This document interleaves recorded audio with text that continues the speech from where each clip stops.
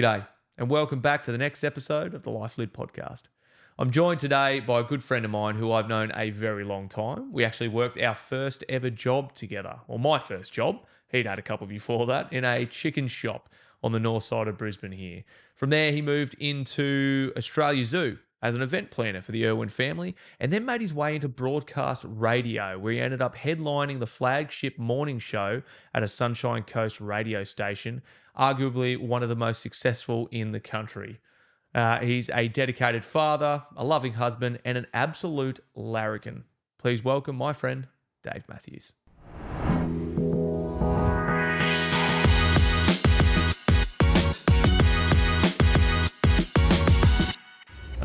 Dave, how are you, mate? Mate, it is so good to be here. Thank you. Thank you. It's good to have you. It's been a long time since It's been we've so caught up. long. Yeah. We've had a glittered past, you and I. Yes, we have. We've worked in together. We have. That's been weird. That was a weird little time. It was. We had some fun though. We did a bit of kitchen karaoke all the time, singing and dancing, doing the dishes. So to give some context, do you want me to give context or do you want to give context? Go ahead. No, it's the ChookHouse is where we worked. Yes. Yes. Do you remember our boss, Tiny Tim? I do remember Tiny Tim. So Tiny Tim was obviously the biggest guy you could ever meet. Massive. Oh, do you want to cheers first? Yeah, might as well. Let's have a cheers. This is. I got to try and Here pop you go, this mate. open, to be Here honest. you go, mate. Hurry up. I can't even get it off. I'm looking embarrassing here on the That's all right. thing. No, you're right. Nah, Oh, you know what? It's fucked. Are you right? This I'm is actually terrible. really good. This is good footage. Good footage. It's not coming off. Just open the knife a little bit. I don't want to break. It's a Stanley knife though, so it's only a Don't little be razor. very. Go around the other way. Don't. It's a fucking knife blade. It's gonna snap. I'll snap the Stanley knife blade. That's what I'll do. Oh, Hey, there we go. Got it. He's a happy boy. Cheers. Cheers, bro. Yeah, cheers. I won't drink out of this bottle. Cheers. Do you make eye contact when you cheers? Yeah, sometimes. Do you feel like, because I've heard that it's disrespectful not to? Is it? Did Yes. I not make eye contact? No, Should we you made cheers again? you made real eye contact. Like really dodgy. Yeah, eye it was a contact. bit weird. Bit Yeah, it sexual. was too much eye contact. There's like a midway point where it's okay. Yeah. Anyway, let's go back to the ChookHouse with, Yes. with Tiny Tim. Yes, Tiny Tim. Because he's a big guy and he's an opera singer. Do you remember the time where I rocked up to work completely inebriated with blue hair? Do you remember this at all? No. Okay. I can't believe. Yeah. So what happened? The night before, I was at a party and I was so inebriated, and I sprayed my hair blue because it'd be funny. But I had like a goatee as well, so I sprayed that blue. But anyway, I got up the next day because we had to work at 6 a.m. or whatever it was, because we had to pull the guts out of the chickens at the ChookHouse, and I probably shouldn't have been driving. Yeah. But I was sorry. Hopefully this will be edited out. But I went to work and I had blue hair. But I forgot that I had blue hair. And I forgot that I had blue goatee. And I rocked up at work. I'm pretty sure it was you or another guy that was like, what's going on? What's happening? going Why on? have you got blue hair? And then I like caught my reflection in the Bain Marie just at the chicken house. I'm like, oh shit! I've still got blue, and like the worst thing is because it's kind of a chicken butcher's, right? Yeah. And I'm not the manliest man like to be working at a chicken butcher's, and then I'm rocking up with blue hair. I was just setting myself up for abuse. Like 100%. I didn't give myself any chance, but it was a very funny time. Yeah. The old ChookHouse. Oh, mate, it was crazy. We had another fella that came and worked there. Do you remember Sean? Was he the old guy? No, not the old fella. He was a younger fella. Okay. But he was like bragging to be about like mainline and drugs straight into his thing. He was talking about, Really? he slipped over on the way out one day with went and bought like a bottle of piss from the liquor land, slipped over and sliced his hand and had to go to hospital and get stitches.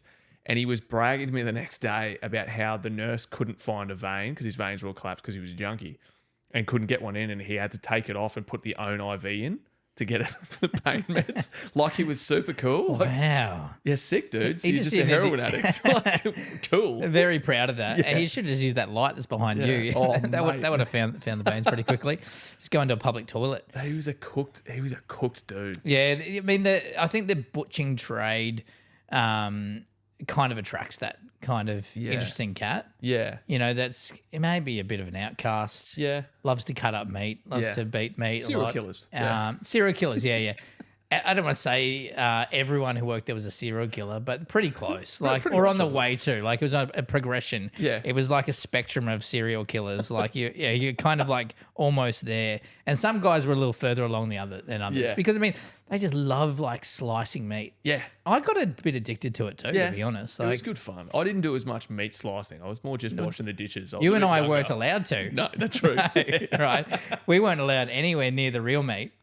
We had to have the white meat. Oh, That's why we got put in the chicken ChookHouse, because the guy Tiny owned the real butcher, the real butcher. Like it was literally like, I don't know, 30 meters away, opposite on the opposite side of the hallway in the shopping centre. and so we got in the girly butchers. Yeah, right. 100%. The white meat. And it was so funny because we definitely couldn't be. We're not manly enough to go over there, and that's not fine. at all. I'm happy to accept that lot in life. Yeah, I just remember arguing with customers. I remember this lady because we were right near Coles. Coles was not far away. It was like a 10-meter walk. Yeah. And I remember this lady, like the start of Karen, an absolute Karen came up at the end of the day and was like, "How much are your chickens?" And I was like, "They're a size 15 and they're $10." And she's like, Good memory. $10? Well, I could get one from Coles for $8. And I was like, well, fucking go to Coles then, mate. Like, I just work here. I don't care. Like, People, they get really personal about how you're ripping them off. Yeah. I don't know, mate. Tiny made the price. yeah, exactly. He's paying me $5 an I'm hour. surprised I know the size of the chicken.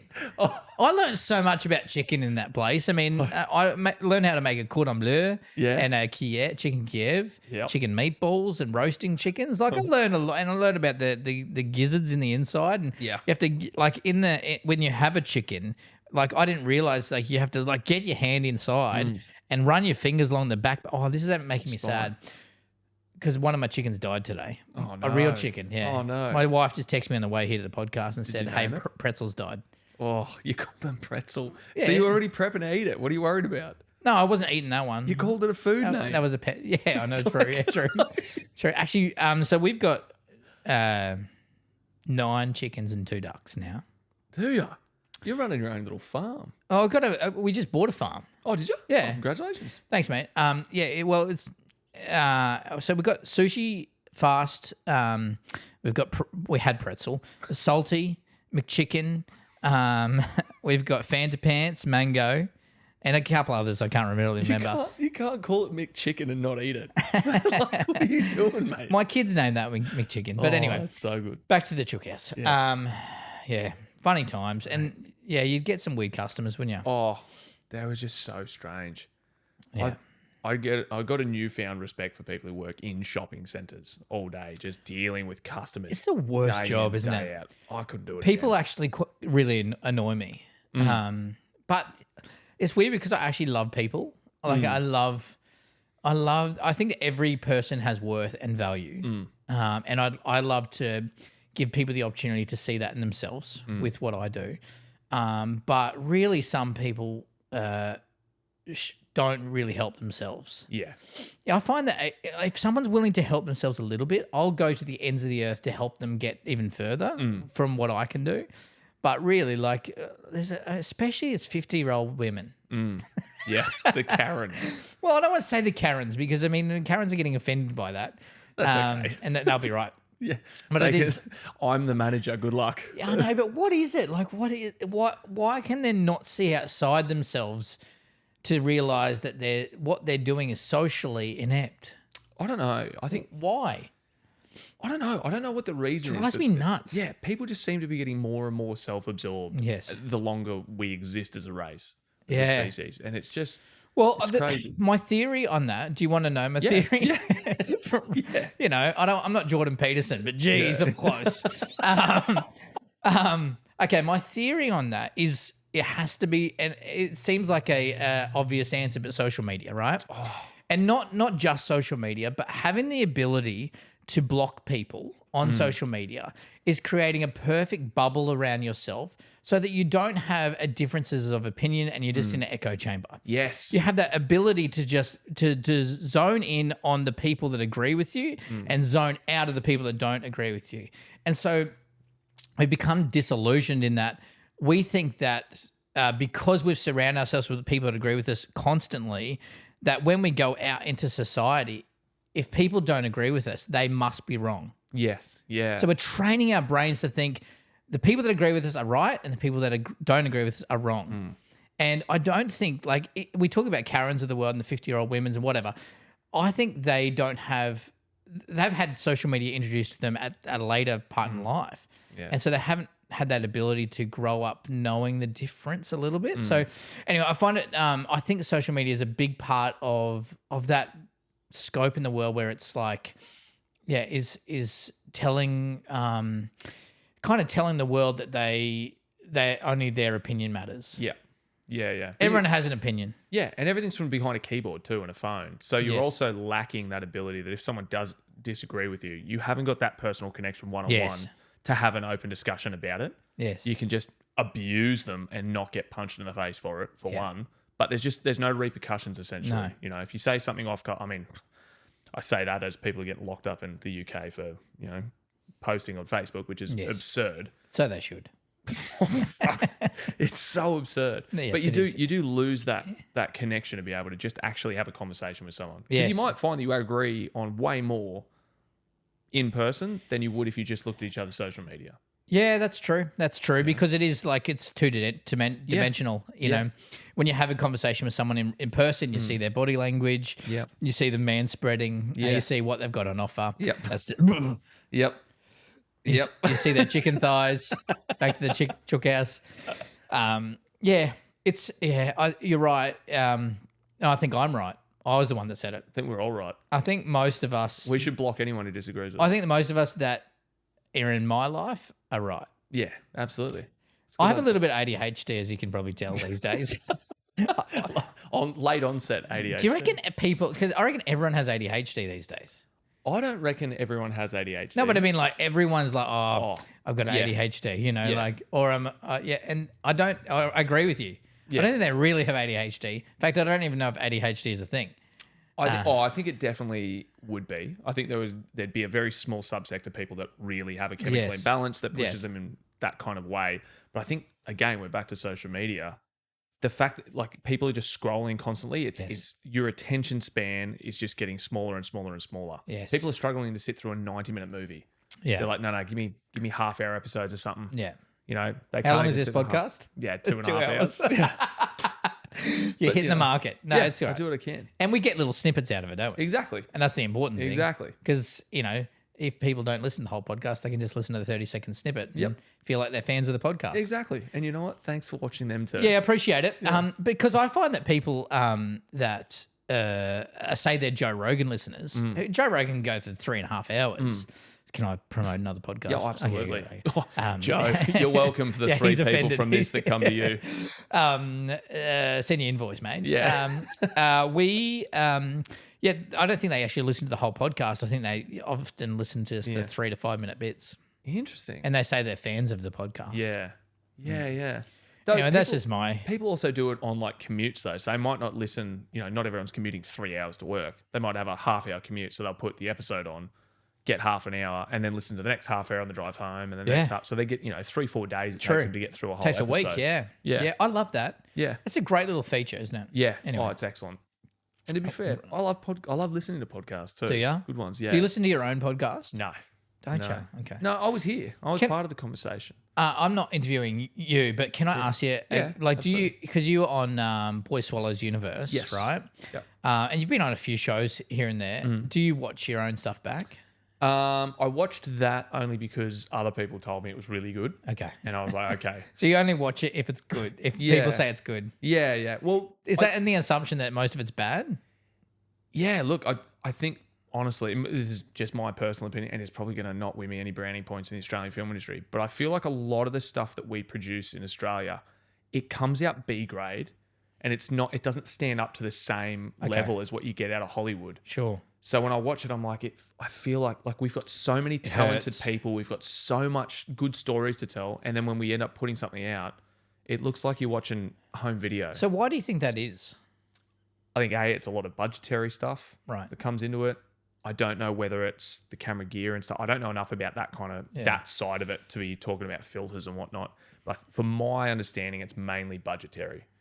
Like the money. But what are you pulling back on budgets if it's not matching up to the standard of a world industry?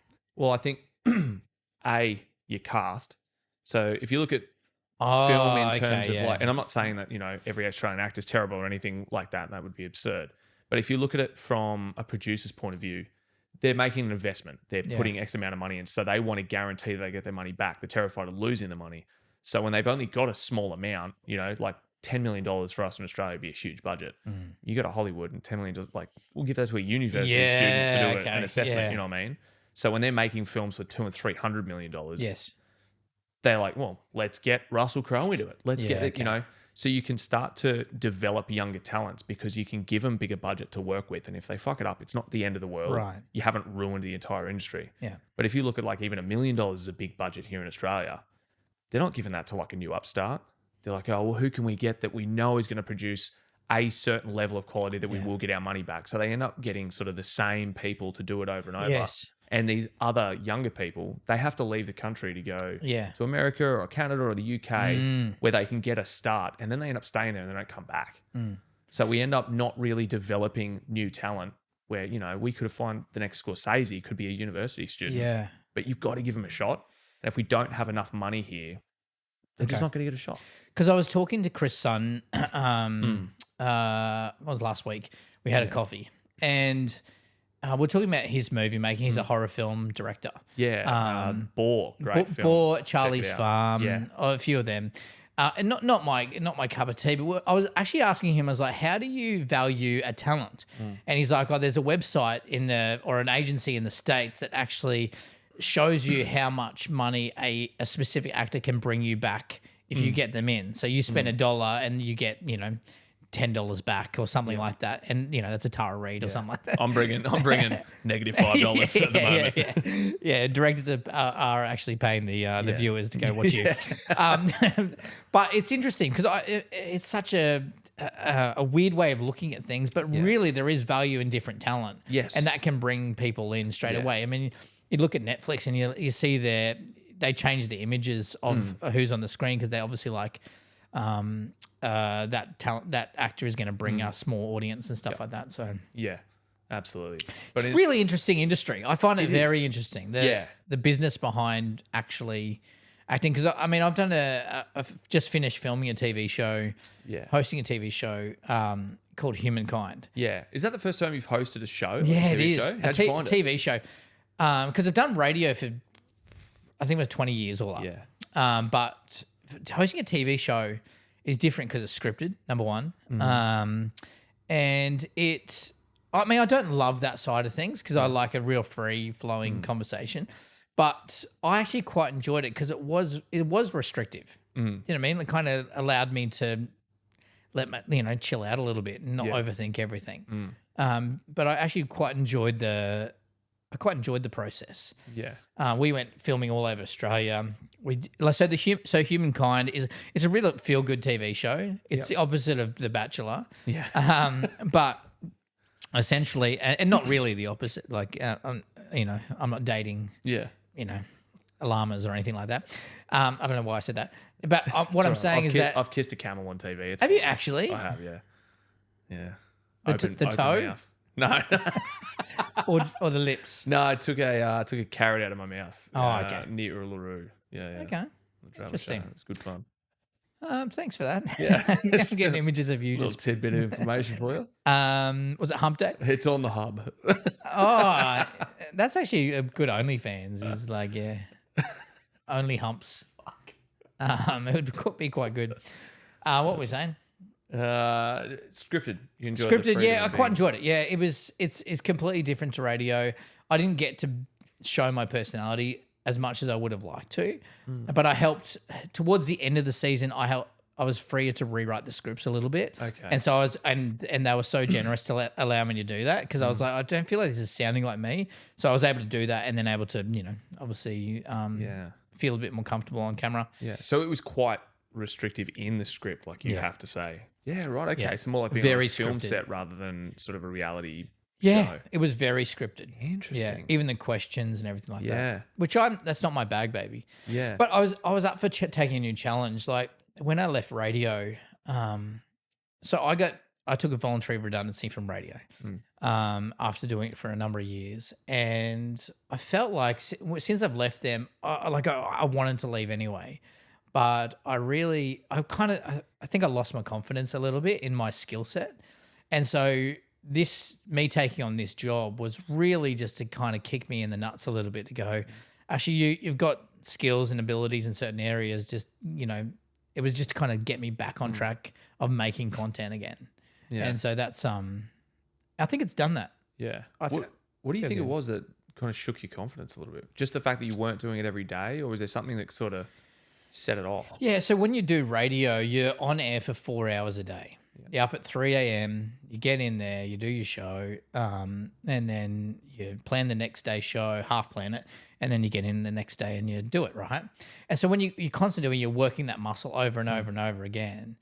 But then when you stop that, like I found myself like just looking at any news and thinking up phone topics, but have no one. So I just do it to my family. Yeah. I'm like, do you bet the toilet roll over or under? Not really. It's over. It's always over. I don't know. It's over. It doesn't matter.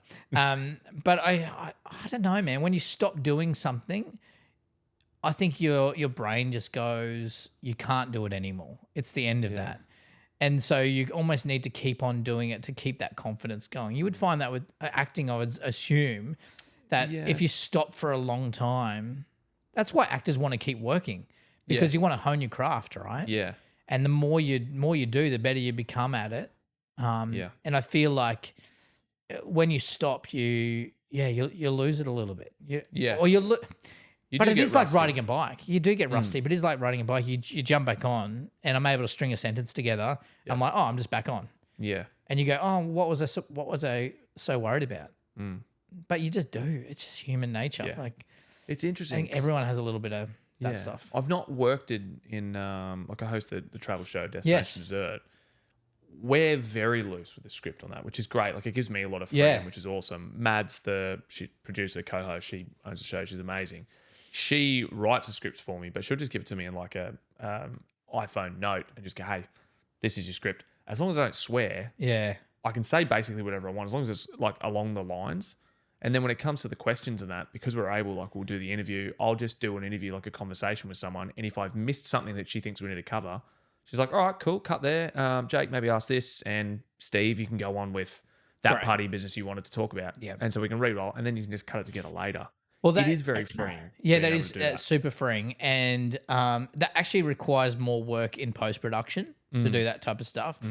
I suppose when you are on this type of set, like this had a budget of about $500,000. Oh, geez. And so it was a pretty decent like production. They really wanted to make sure that we're hitting the marks at every point. Yeah. Which would and we got a quick release. So we just finished filming and we're going to release in a couple of months. So it's they really needed it to happen pretty quickly. Yeah. And to be honest, I do go off on a tangent. Like if I see something, I'm like, I kind of like that free conversation. Yeah. And I think that's comfortable to watch. And I wish if the TV show was me doing it, I would do that. Yeah. I'd say let us breathe a little bit. Trust that we're going to be able to get there. But I know how to I know how to talk to people. I know how to have a conversation. I know how to make people feel comfortable. There needs to be a trust there from the director to the performer to do that. I suppose time, Yeah. I'm not criticizing anyone. It's just like I think if I was to do my own TV show, it would have to be a bit more freer than scripted. Yeah. I feel like it's one thing. I mean, this is scripted. So yeah, for sure. Are we on? Tell them more about how big my dick is. Well, that's actually, in the script. Speaking about camel toe, have you heard of a moose knuckle? Oh, I have heard of the moose knuckle. No, anyway, but it's it's a very different thing to having to do. Like, like acting in a film or something, it is obviously very, very scripted, which is very specific. It's just weird that they've done it sort of that way. I didn't imagine that it would be for something like that. I would love to do acting. Like, I've always wanted to do acting, but I did an acting course up the sunny coast, and I just wasn't very good at it. Like, It's a workable skill though. It's It's something sure, you can work at. But then I was also talking to my wife about this, and I was like, how would you feel comfortable with me kissing another chick? Yeah, she was like, no. Well, she just didn't feel very comfortable with it. Yeah, which is fair. And I wasn't happy with that. Yeah. Anyway. So divorce is on the cards. Because Dave's coming to Hollywood. Watch out, ladies. I'm ready for you. No, No, I had a friend do that. We did really? we had a not divorce his wife. No, we all did like a series of acting courses together, and the last one was an intimacy course, all about just making sure that everything is consensual and it's above board and everyone knows the rules and not to make anyone feel uncomfortable. And he was like, nah, I got to sit that one out. Because we did like a scene towards the end of it. I don't want to give it away for anyone who might do the course. And his wife was like, I'm not comfortable with you doing that. Right. And he was like, yeah, cool. Like, I love you more than I like Yeah. doing this. So he just cut that course away. Oh, okay. So a conversation I had. So I did 20 years of radio, right? Yeah. So you do 4 hours a day. There's a lot of content you talk about, and a lot of it is about your family. So I said to my wife, because we've been married 14 years, I said, listen, I've got to fill 4 hours of content. You're going to be 3.5. I said, I'm going to chat a lot about our relationship and chat a lot about our kids. All that really matters is what happens between you and me behind closed doors. And if you feel uncomfortable with that, I'll stop doing whatever you want, right? But just know that if you want me to pay for this house, I need some stories to tell. Yeah. And so I might embellish the truth on air and have those stories to kind of, to really just fill out 4.5 hours of content. But what if anything is between us that really is a problem, please tell me, because I'll stop that. Yeah. And she never pulled me up once. Yeah. She never pulled me up once because we built that trust very early on that if there was a what was that noise? It's a train. It's a train, right? Yeah. It goes past about every half hour. Good, yeah. I hope it wasn't an eject button. Have you seen those chairs that your mate sitting on, you just do that and they just explode? Yes. The guy gets thrown up against the wall. That's the Very best. dangerous. I know, Very dangerous. I know, but I kind of want it to happen to me. Anyway, so we built a lot of trust, and that allowed me to have some freedom on air to kind of say whatever I wanted to. Yeah, which is good. And I think that's one of the key things is being very open with it. And being like, look, if there's something that you don't want me to talk about, just tell me that ahead of time. Don't say nothing because you don't want to feel awkward about it. And then I go and blurt it out, and now we're having a fight because you didn't want me to talk about it. It's very common sense. Yeah. And I suppose with TV and acting, you probably don't have that risk as much. But on radio, it's live. Yeah. And you have to feel, sometimes when you don't have like any thoughts or anything to say, you just say something stupid. Yeah. And you're like, oh, that's something that we're going to have to talk about later. Oh, I'm in trouble. It's a conversation for later. But my wife is like the opposite to me. She is like a beautiful, calm human that really compliments me. And I chose really well because I don't think I could have done any of my career with someone that was similar to me. She's really forgiving and really compassionate and really supportive in everything that I want to do. So well done. Yeah. How'd you meet her? I met her at a coffee shop. Yeah. And she was there with her best friend. And I was chatting them both up because, cast a net. Yeah, why not? See what happens. It's a numbers game. You're bound to catch one of them. Yeah. But she walked off with this guy. And I was like, oh, well, she's gone. So go. But I found out that was her brother. Yeah, right. Yeah, but she's from Gympie, so they could have been. Who knows? Who knows? They could have been. It's like the Tasmania of Queensland. I know, right? And then she had me on Facebook, and then it was, the rest is a hysterectomy. Yeah. A history, sorry. But that's how we met. Yeah. Fell in love. Our first date was at Australia Zoo. Really? Yeah. Was that while you were working? Actually, no, it was our second date. I can't remember. Anyway, it was one of them. Yeah. I was working there. Yeah. Yeah. How was that? Which bit?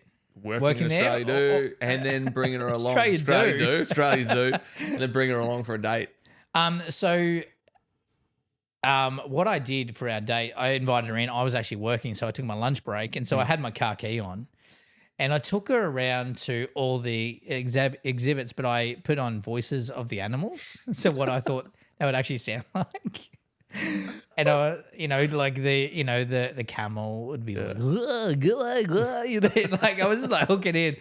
And you think that wouldn't attract a woman, but it did. She was 100%. She was in. Like, this dude is autistic as fuck.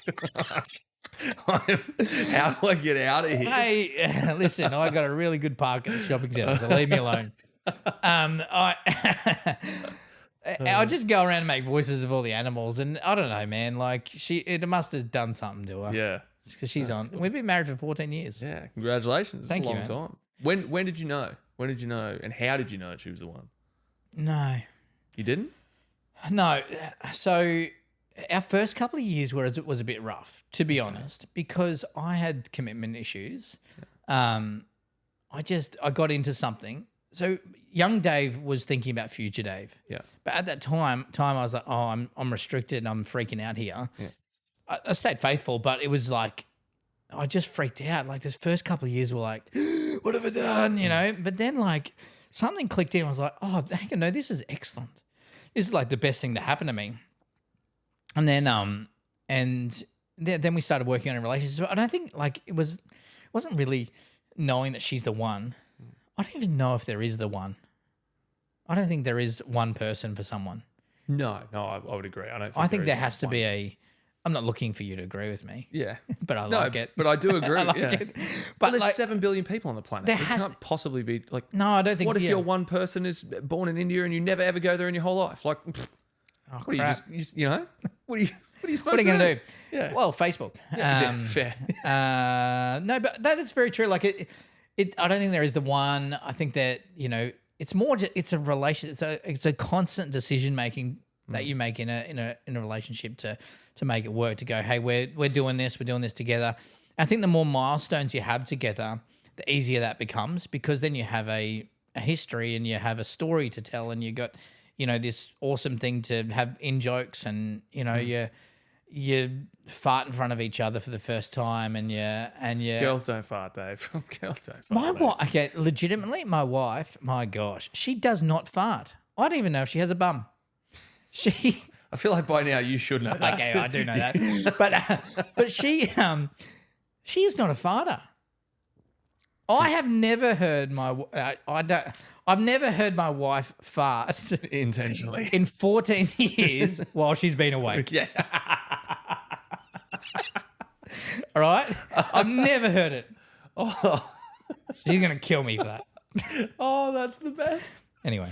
Oh, she's clearly hiding them from you.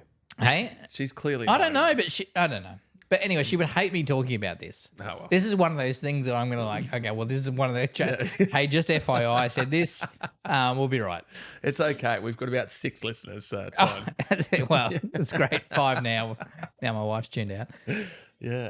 Anyway. Oh, cool. So when you actually got into radio, how did you get into radio? What was the process for you? It's a good question. So when I was working in Australia Zoo, I was working in the marketing department for the Irwins. I was the Irwins party planner, and I loved the entertainment side of things. I was like, oh, this is really cool. I always loved Jamie Dunn, who did a brekkie show at B105 growing up. He had aggro. And then I loved Hamish and Andy. I was like, oh, man, these guys, imagine chatting on air with your best mate, like the best. Anyway, so then I was like, okay, well, how do I get into this? And what I realized is that if you're around the thing that's happening, they'll often ask you to be part of it. And so I thought, okay, well, they're not going to allow me just into a building at a commercial radio station. So what I'll do is I've got a qualification in events management. Yeah. I'm going to do promotions at a radio station, and I did it 96.5 in Brisbane. And then I made my intentions clear to the boss, hey, I'd really love to be on air sometime. That was it. Yeah. That was the conversation. And he said, the only way you'll get on air is if the Saturday morning lady dies or breaks a leg. That weekend, I'm not joking. Weekend, don't tell me you broke her leg. I didn't. She had been at that radio station for 15 years, but she fell down some stairs that weekend and broke her leg, right? And I got the call up. I did not push her downstairs. This was at her house. I didn't even know where she lived. I shouldn't be laughing at the image of this poor old lady I know, falling right? downstairs. But can you like the luck of that? Like I could not believe that. She literally fell downstairs and broke her leg, which is what he said. I'm like, that's incredible. So you immediately sent him an email and went, hey, just remember how you said break a leg? No, yeah, exactly right. He got on the phone to me. He goes, you won't believe what's just happened. Anyway, I said, yes, I would because I just pushed her. Anyway, I got the call up. I was on air and I was good at it because I was able to have a chat. I did some really stupid mistakes. I'd press space bar and the next song would play over the other song and stuff like that all the time because I just didn't know what I was doing. Yeah. But I got used to it and I got better and I actually got I was feeling very uncomfortable, so I started, I think there's a bit of anxiety in me. I started pre-recording everything. So everything on air was actually a pre-recorded bit from me. And so it was so that I would sound perfect. But what I didn't realize, because I was fairly green, that everything sounded too perfect and it sounded a bit robotic. Then I had a kid with my wife and I got tired and I didn't have time or the ability to pre-record. And so I started going on air and making some serious mistakes and stuffing up my words and stumbling. And there we go. And what I realized is as soon as I did that, I started to getting so many listeners call up and start to realize, oh, there's a real person here. I'm going to connect with them. And that, as soon as I started doing that, I got recognized by the commercial radio stations because I was a real person. Yeah. And what I wish someone had told me early on, don't pre-record anything. Go out, make mistakes and be real, and people will just like you for you. Because there's so much falsivity in the industry, in TV, movies, in radio.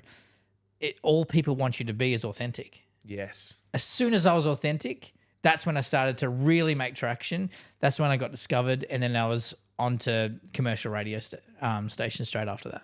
Wow. So where did you go from 96.5? To B105, which was through a hit 105.3. It was doing a weird transition period. Yeah. It identified as a as a podcast at that time, so I was a bit confused. Yeah. But anyway, it got back to a radio station, which they all do. What? Radio stations. Anyway, so I was a floater, which means I was just on, different shows at different points. And then the other network called me up and said, oh, we'd like you over here. So Nova, I was going to go over to Nova. And because that happened, the other guys got wind of that. And then Southern Cross Stereo wanted me back there. And then they sent me to Adelaide to do some training and did that there, and then got a breakfast gig back at B105. Yeah, right. So then I was doing breakfast, which is like, it's crazy because that's not the progression that anyone gets. I was really lucky.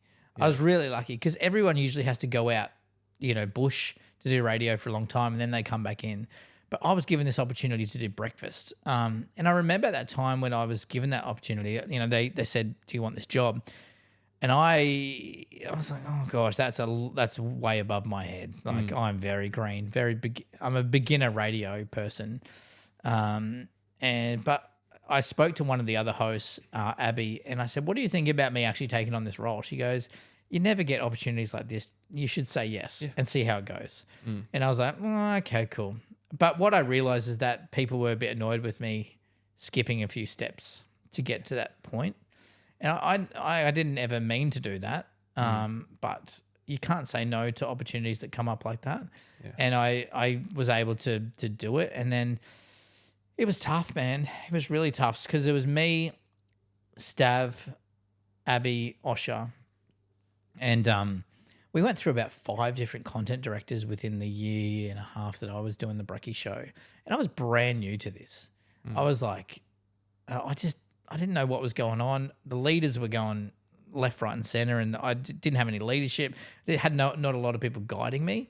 And so I didn't know what was going. There was some issues with the other members of the team. They were not getting on, and I didn't know how to handle that, but I was pushing all the buttons and talking, and so I'm like, you know what, I'm just going to figure this out and do it. But then I got a conversation that was like, hey, we're actually going to bring someone else into your role.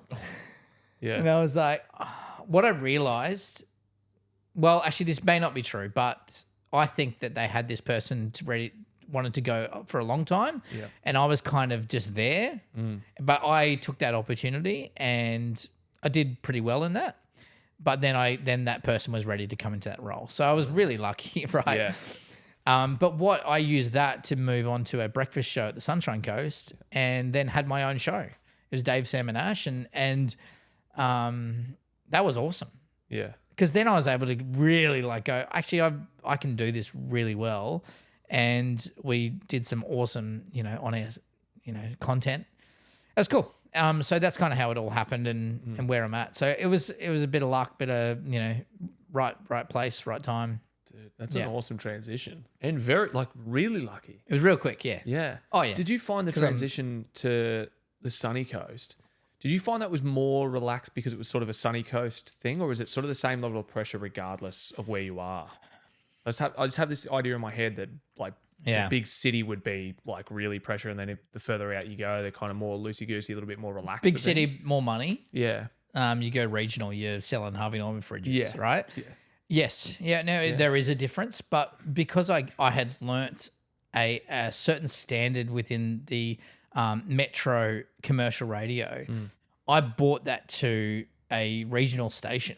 And we started to get noticed real quickly, right? We were on news.com.au almost every second day. I got announced as, one of the top 5 rising stars in radio in Australia. And all these things started happening because it was a little regional station that was making like metro worthy content. And because I'm like, well, all you have to do is work harder than anyone else. Yeah. That's how you do it. You don't have to be more talented. You just have to work harder. You have to find out who your audience is and create content for them, make them love it, engage with them, be real, be authentic, and then you'll have an excellent show. And we did that, and we did a really good job of that. And the trajectory was awesome for that show. So, yeah, there was a difference. And you notice that with the other, how the show was before I went there. And then, it went really well. And that's not me. It was just like a mentality of like, oh, this is the expectation from what I had received from Metro to now I'm bringing it to regional. So were they, so the other two, was it Ash and Sam? Was it Sam? Were they already there and you kind of slotted in, or did all 3 of you get put together for that new show? Sam was already on the breakfast show. Okay. Ash wasn't. So she was doing afternoons or something like that. But we all got put together. Yeah. That would have been a big change to get to up go at 3 in the mornings. morning. Yeah. Oh, that sounds but she always disgusting. wanted. So breakfast is your flagship show. Okay. So everyone wants breakfast. Right. Okay. That's where the money is. Yeah, because weren't Hamish and Andy were afternoons? Drive, yeah. They were the drive home. So they were never even the flagship. No. Well, the flagship show is local, right? And so you got, apart from like these days, it's a bit different because Kyle and Jackie have just moved to Melbourne as well as Sydney, and most likely Brisbane in the near future. So the flagship show is the local breakfast show. But when you have someone like Hamish and Andy, who are a show, they were like treated really poorly from Southern Cross Stereo early on. They had to work Fridays for free.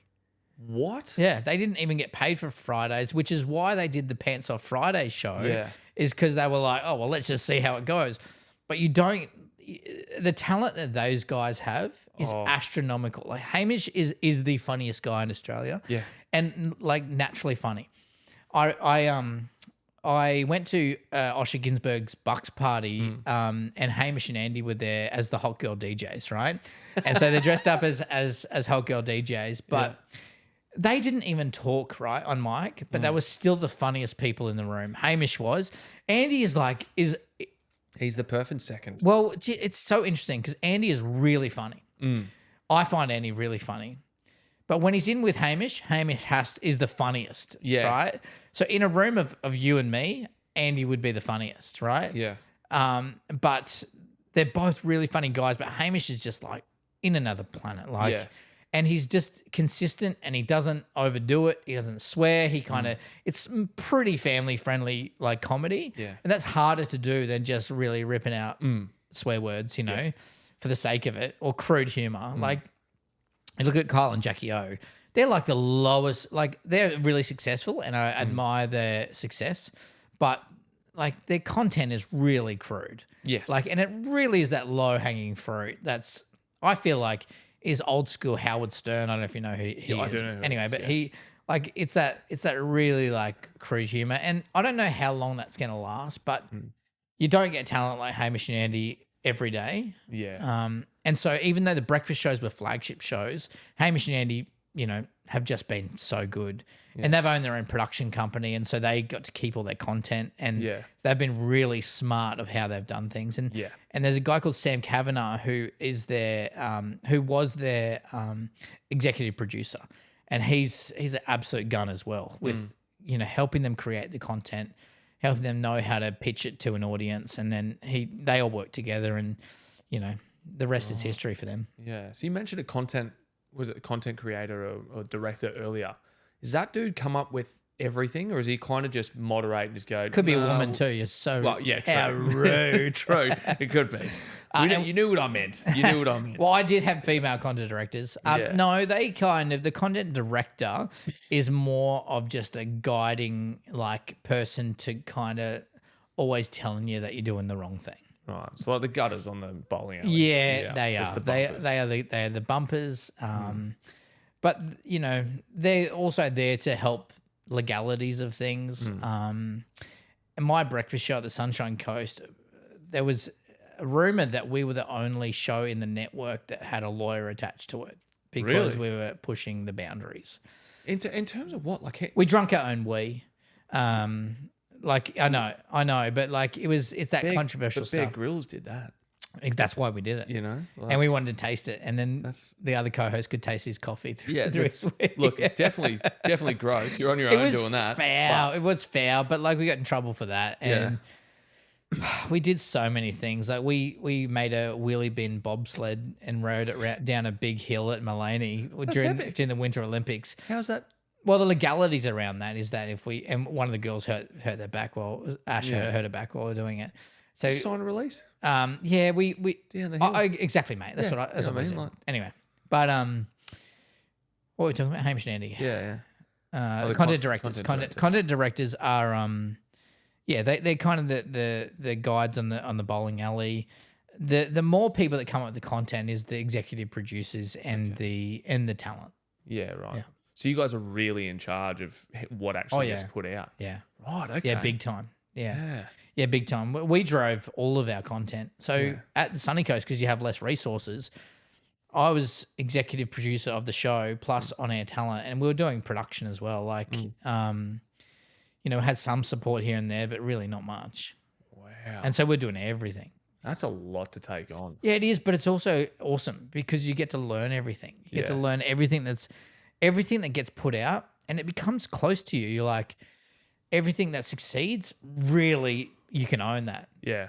But the problem is on the other end of the spectrum. When it goes When down. it goes down, it hurts hard. And it sucks because you're like, oh, we put so much effort into that. But Yeah. Did you have anything like any segments or whatever like that where you're like, this is going to be awesome, and then it came out, it just didn't hit the way you wanted yeah, to? a lot. But you're doing so much content, it doesn't matter. And that's the beauty of radio is because it's live. It's like once it happens, you're like, oh, that sucks and it hurts. But then you're on to the next thing. Yeah, and In tomorrow. 3 minutes after the song, you've got to talk about something different. Yeah. And so there's no issues there. Like it is what it is. Like I can't remember anything. So one thing that was really funny that went wrong was we had a dog mascot called Hot Dog because it was a Hot FM. Yeah. It was a big red dog costume. and our promotions person had to jump in the costume because the costume person wasn't available for a photo with another mascot called Lucy Lightning, who was the netball team mascot. Mm-hmm. And she didn't know how to put the costume on, right? And so this is a photo. This is a photo for the this is for the newspaper, and she put the dog costume, the body of it, on backwards, and she had the head on, right? Mm-hmm. And what had happened? The hot dog, the T had fallen off, right? So, okay, picture this. She's got this dog mascot. It's a big red dog, and the tail is sticking out the front, right? Yeah. And it says "Ho Dog." And that's a legitimate photo. I'm pretty sure you can go Google that now. But just stuff excellent. Like that happens all the time.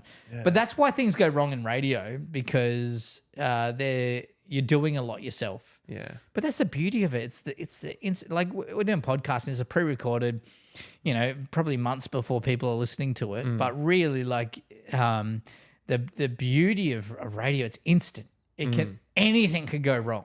Yeah. Which is that's exciting, man. Yeah. And that really excites me because it makes you think on your feet. And you can, if there's silence on the air and everything goes to poo, you can just hear. You have a chat. You figure out how to do, how do you problem solve out of this? And that's exciting. Yeah. It kind of reminds me a little bit of like theatre would be like that. Yeah. I'm not the biggest fan of theatre personally. Why is that?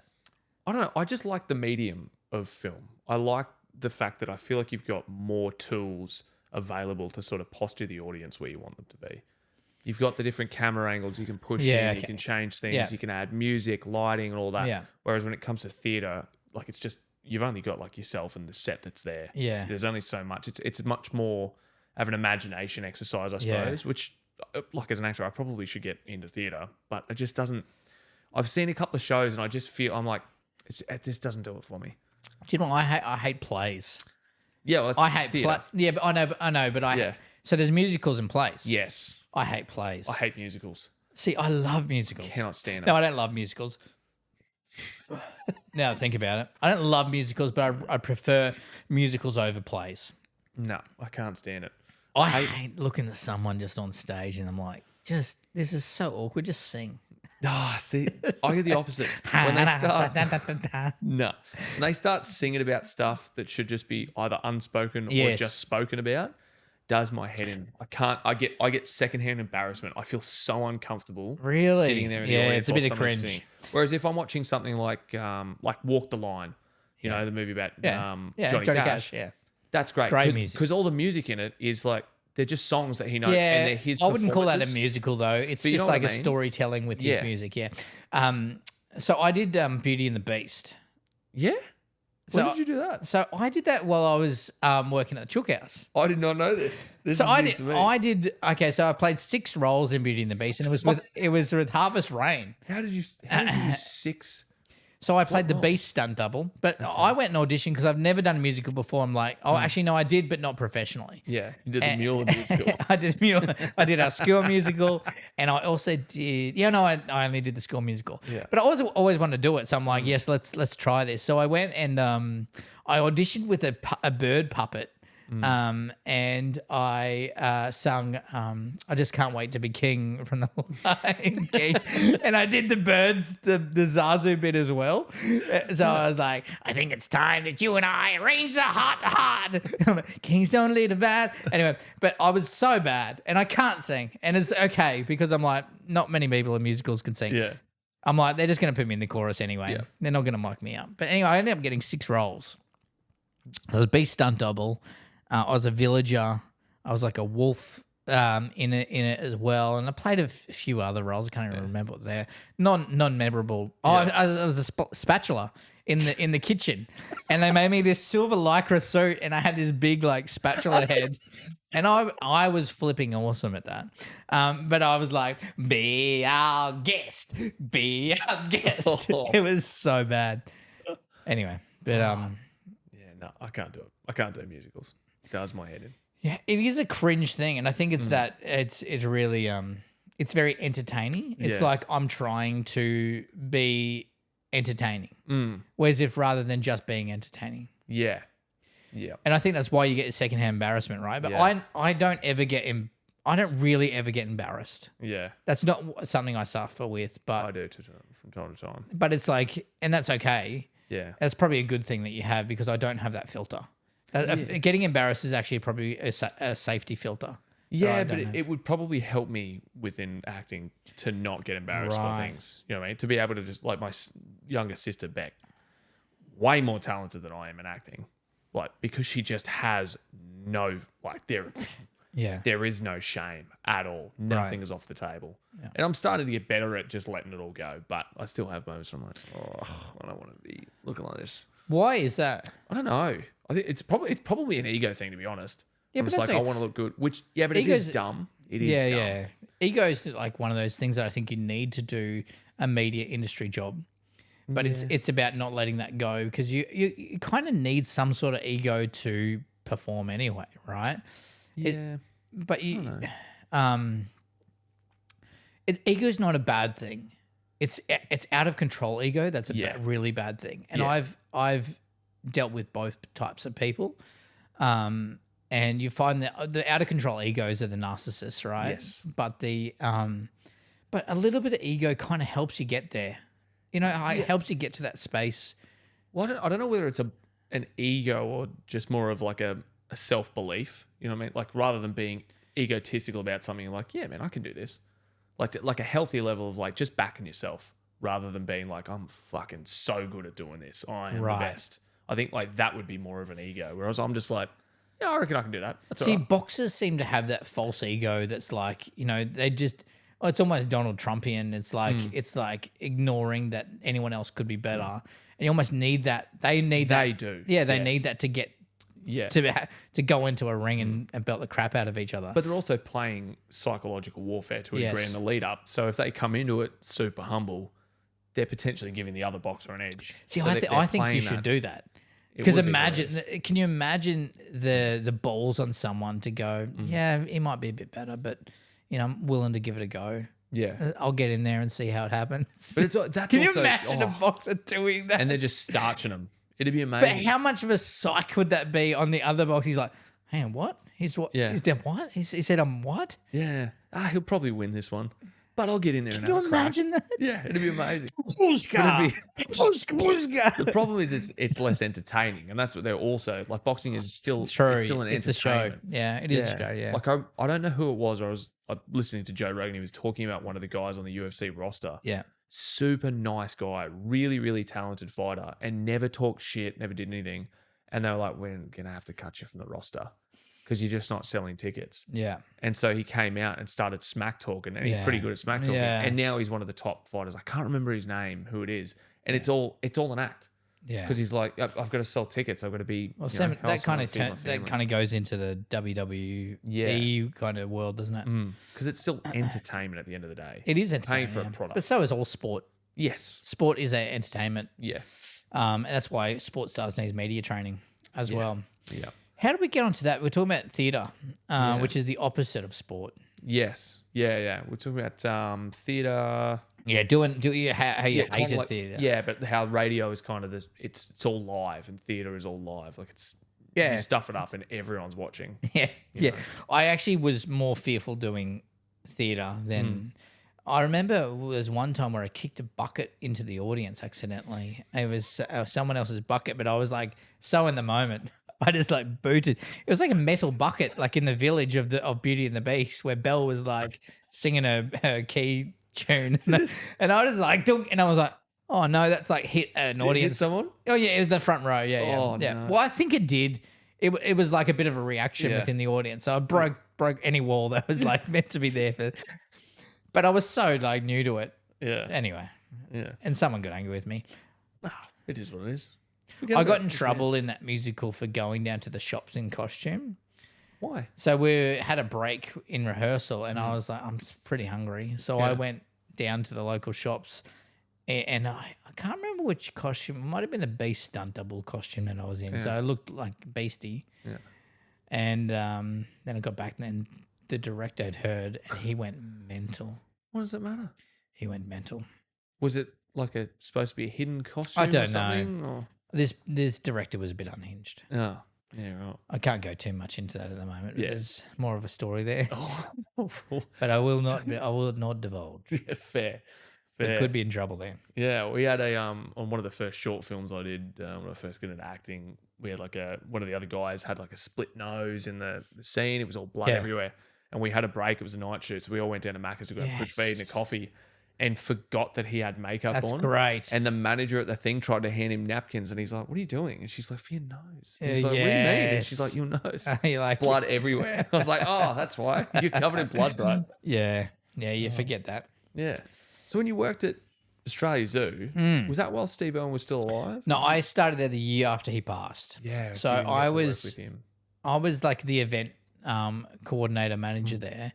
And I planned all the Irwin's birthday parties. So it was a really weird time actually, because I love Steve, as you do, Australian hero. And I really had a heart for Bindi and Robert. I was like, these kids, man, growing up without a dad, but also without Steve Irwin. Right? Yeah.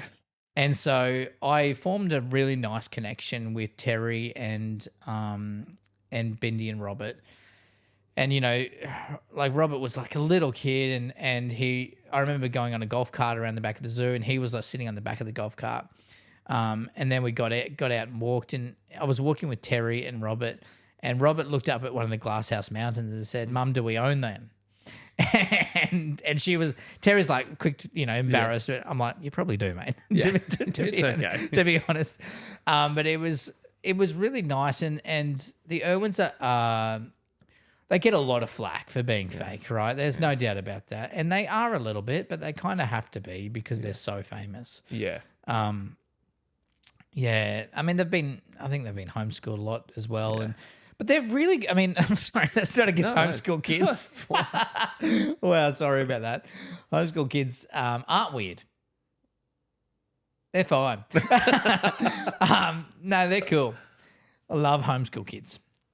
Anyway, the Irwins. Yeah, but so they're a little bit weird, but Terry's an incredible businesswoman and Bindi and Robert were like just kids, right? Just trying to figure out their way in the world. And I really loved working with them.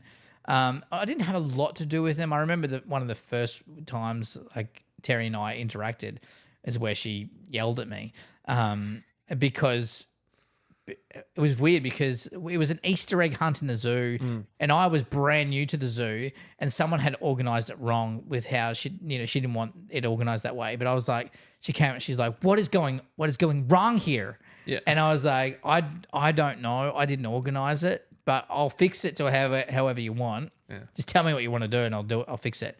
And I got I fired back because I'm, a bit feisty. And her security guard was like, "Oh, you are fired here, bro." No one ever talks to Terry like that. But I got through the rest of the day. And then she came up to me afterwards and was like, I was so impressed with how you handled that. Yeah. Because you fixed it. And from then on, Terry and I had a good relationship while I was working at the zoo. She called me Dave Areno. And I was one of the stories she keeps on telling, and she's like, "Oh, this is a great story." But when I was in New Zealand, I did bungee jumping. Yeah, and I had it wasn't from the feet; I had it from the harness there. Harness. Yeah. And so it was at Queenstown, and they said to jump out and do something to the camera. Yeah, and so I was like, "Oh, I'm going to James Bond this." So I'm like, like as I'm out, but I'm scared of heights. So I jumped out and I went like this and I looked like the Wiggles. I looked like the brown Wiggle. Oh, anyway. I don't know how you did this. I don't know how you did and then, but Terry loved that story. And so she told everyone. And then she called me Dave Areno and then it was all over. Are you still in contact with them? Like, do you go? No, not really. I mean, once you're out of the zoo, you kind of like... Yeah. They have to limit themselves. Oh, absolutely. Right? And we're not that tight. Like, when you work with someone, you're tight, and then you kind of, you have to move on a little bit. But you've moved into the podcast space now. Yeah. The PodSpot, and then what was the one you've done with your daughter? A Brushy. A Brushy. Yeah, Brushy, yeah. Is that what started it for you, the one with your daughter? Yeah, pretty much. Well, I knew podcasting was going to be a thing. Yeah. And this was like 5 or 6 years ago. And I was like, okay, well, I reckon the only way to get a podcast going is by solving a problem. And so we did a 2-minute podcast for kids to listen to while they brush their teeth. And so I was like, well, one of the issues I have as a parent is getting my kids to brush their teeth. So let's entertain the kids while they're brushing their teeth. And then it's been insane. Like we've had Colgate on board. We've had Huggies. We've had just Office Works and Specsavers, all these big companies that have sponsored it. But also it's also we run a toothbrush subscription service with it as well. Oh, wow. So people can have 2 toothbrushes, a sticker and a toy delivered to their house every month. Yeah. And then the Brushy podcast to go with it. So Yeah. it's been really cool. Yeah. Yeah. And so I left radio to do a podcast company. Yeah. Yeah. Yeah. So what goes into the 2 minutes? Like, how often are you putting out the new episodes on that? Not very often. Like we do like a series of 10 at a time. Yeah. And then but kids listen to content constantly. Yeah. And so they're just repeating content. I mean, Yeah. you hear Bluey listen to Yeah. over and over again. It's sort of the same thing. And so you're like, kids are listening to, our biggest episode is farts, of course. And it's actually funny because Spotify does that Spotify Wrapped thing. Yeah. And it's like, people know about you because of your farts. Like that's the email I got from Spotify. I'm like, oh, great. That's so That's good. the legacy I want to leave. Yeah. But anyway, it's been going really well. But it was initially to solve a problem, to figure out the podcasting world, and to also spend some time with my daughter and do some stuff with her and have some fun there. Yeah. And we've gained a really good relationship through that because she's really super talented. Yeah. And has this ability to really perform. Yeah. Yeah. Well, I'd imagine she gets that from you. Yeah, I mean, yes. Well, if you're taking out between me and Talia, yeah, absolutely. But she's very smart and very good. Yeah. Yeah. Yeah. Yeah. So we do, Brushy, and then we just help other people do podcasting. So I've got 8 podcast studios around the country at the moment. Yeah. This is not one of them. No. I'm jealous though. It's beautiful. Turner original. This is Turn Me On. Anyway, but this is the so about 8 podcast studios, and so we help people do podcasting. And I thought because I've got my skills in radio, I can help people do that. Yeah, right. Yeah. So how did you actually get that kind of started? What, the studios? Yeah. Well, when I took the voluntary redundancy from radio. Yeah. Because do you know what happened there? No. Oh, bro. No. Walk This me is a through it. great story. Yeah. Strap yourselves in, team. So what happened is on Monday, we got brought into the boss's office, and we got brought in separately, and they said to us, we're going to make one of you guys redundant, but you have to choose who it's going to be. So we had to decide between the 3 of us who's going to take the redundancy, right? Incredible. It's Hunger Games to the max. Luckily, I was thinking of getting into podcasting full time anyway. Yeah. So Tuesday, I went, I'll do it. And it was agreed. Yeah. And then Friday it was done. Wow. But if none of us volunteered, I don't know what would have happened. Oh, I They would assume have just would've picked choose someone. one, right? But Yeah. They just go off whatever metrics can you they have. imagine that like what that does to people? Like Yeah. you guys got to choose who it's going to be. That's not cool. Anyway, but and then so Friday, and then I had the idea of going, okay, well, how do I get, if I want to do a podcast company, how do I get studios everywhere? Yeah. And so I'm like, okay, well, there's shared workspaces all around the country. Whatsos are great. And so I've just got a partnership with Whatso now to put a podcast studio in all of their Whatsos. Nice. And that gets me podcast studios everywhere. Yeah. Yeah, right. Yeah. So what are you putting into your setups there? What do you mean? What kind of It's pretty much this. Like, Yeah, right, it's pretty much a typical podcast setup. Yeah. But essentially, it's just a room. But if people want help with production and distribution and stuff like that, we can help, and marketing. Yeah. Because PodSpot is my company, and so PodSpot does social media content creation, management, websites, and podcast production. Yeah. And so we help with the podcast, production, but also marketing it out there as well. Because that's the most important thing. Is like 100%, and it's a pain in the ass. yeah, it's not about, but it's not about the content. Like anyone can make a podcast. Everyone has a podcast. Yeah. But you look at some of the podcasts, you go, how is that doing so well? Yeah. Well, it's because they spend most of their time on marketing. Yeah. But it's like the movie industry, right? If there's a really crap movie and it's been tested poorly, you notice the marketing goes through the roof. Yeah. Right? But if it's a really good movie, they kind of can ease up on the marketing a little bit because the movie's so good and people will just talk about it. Yeah.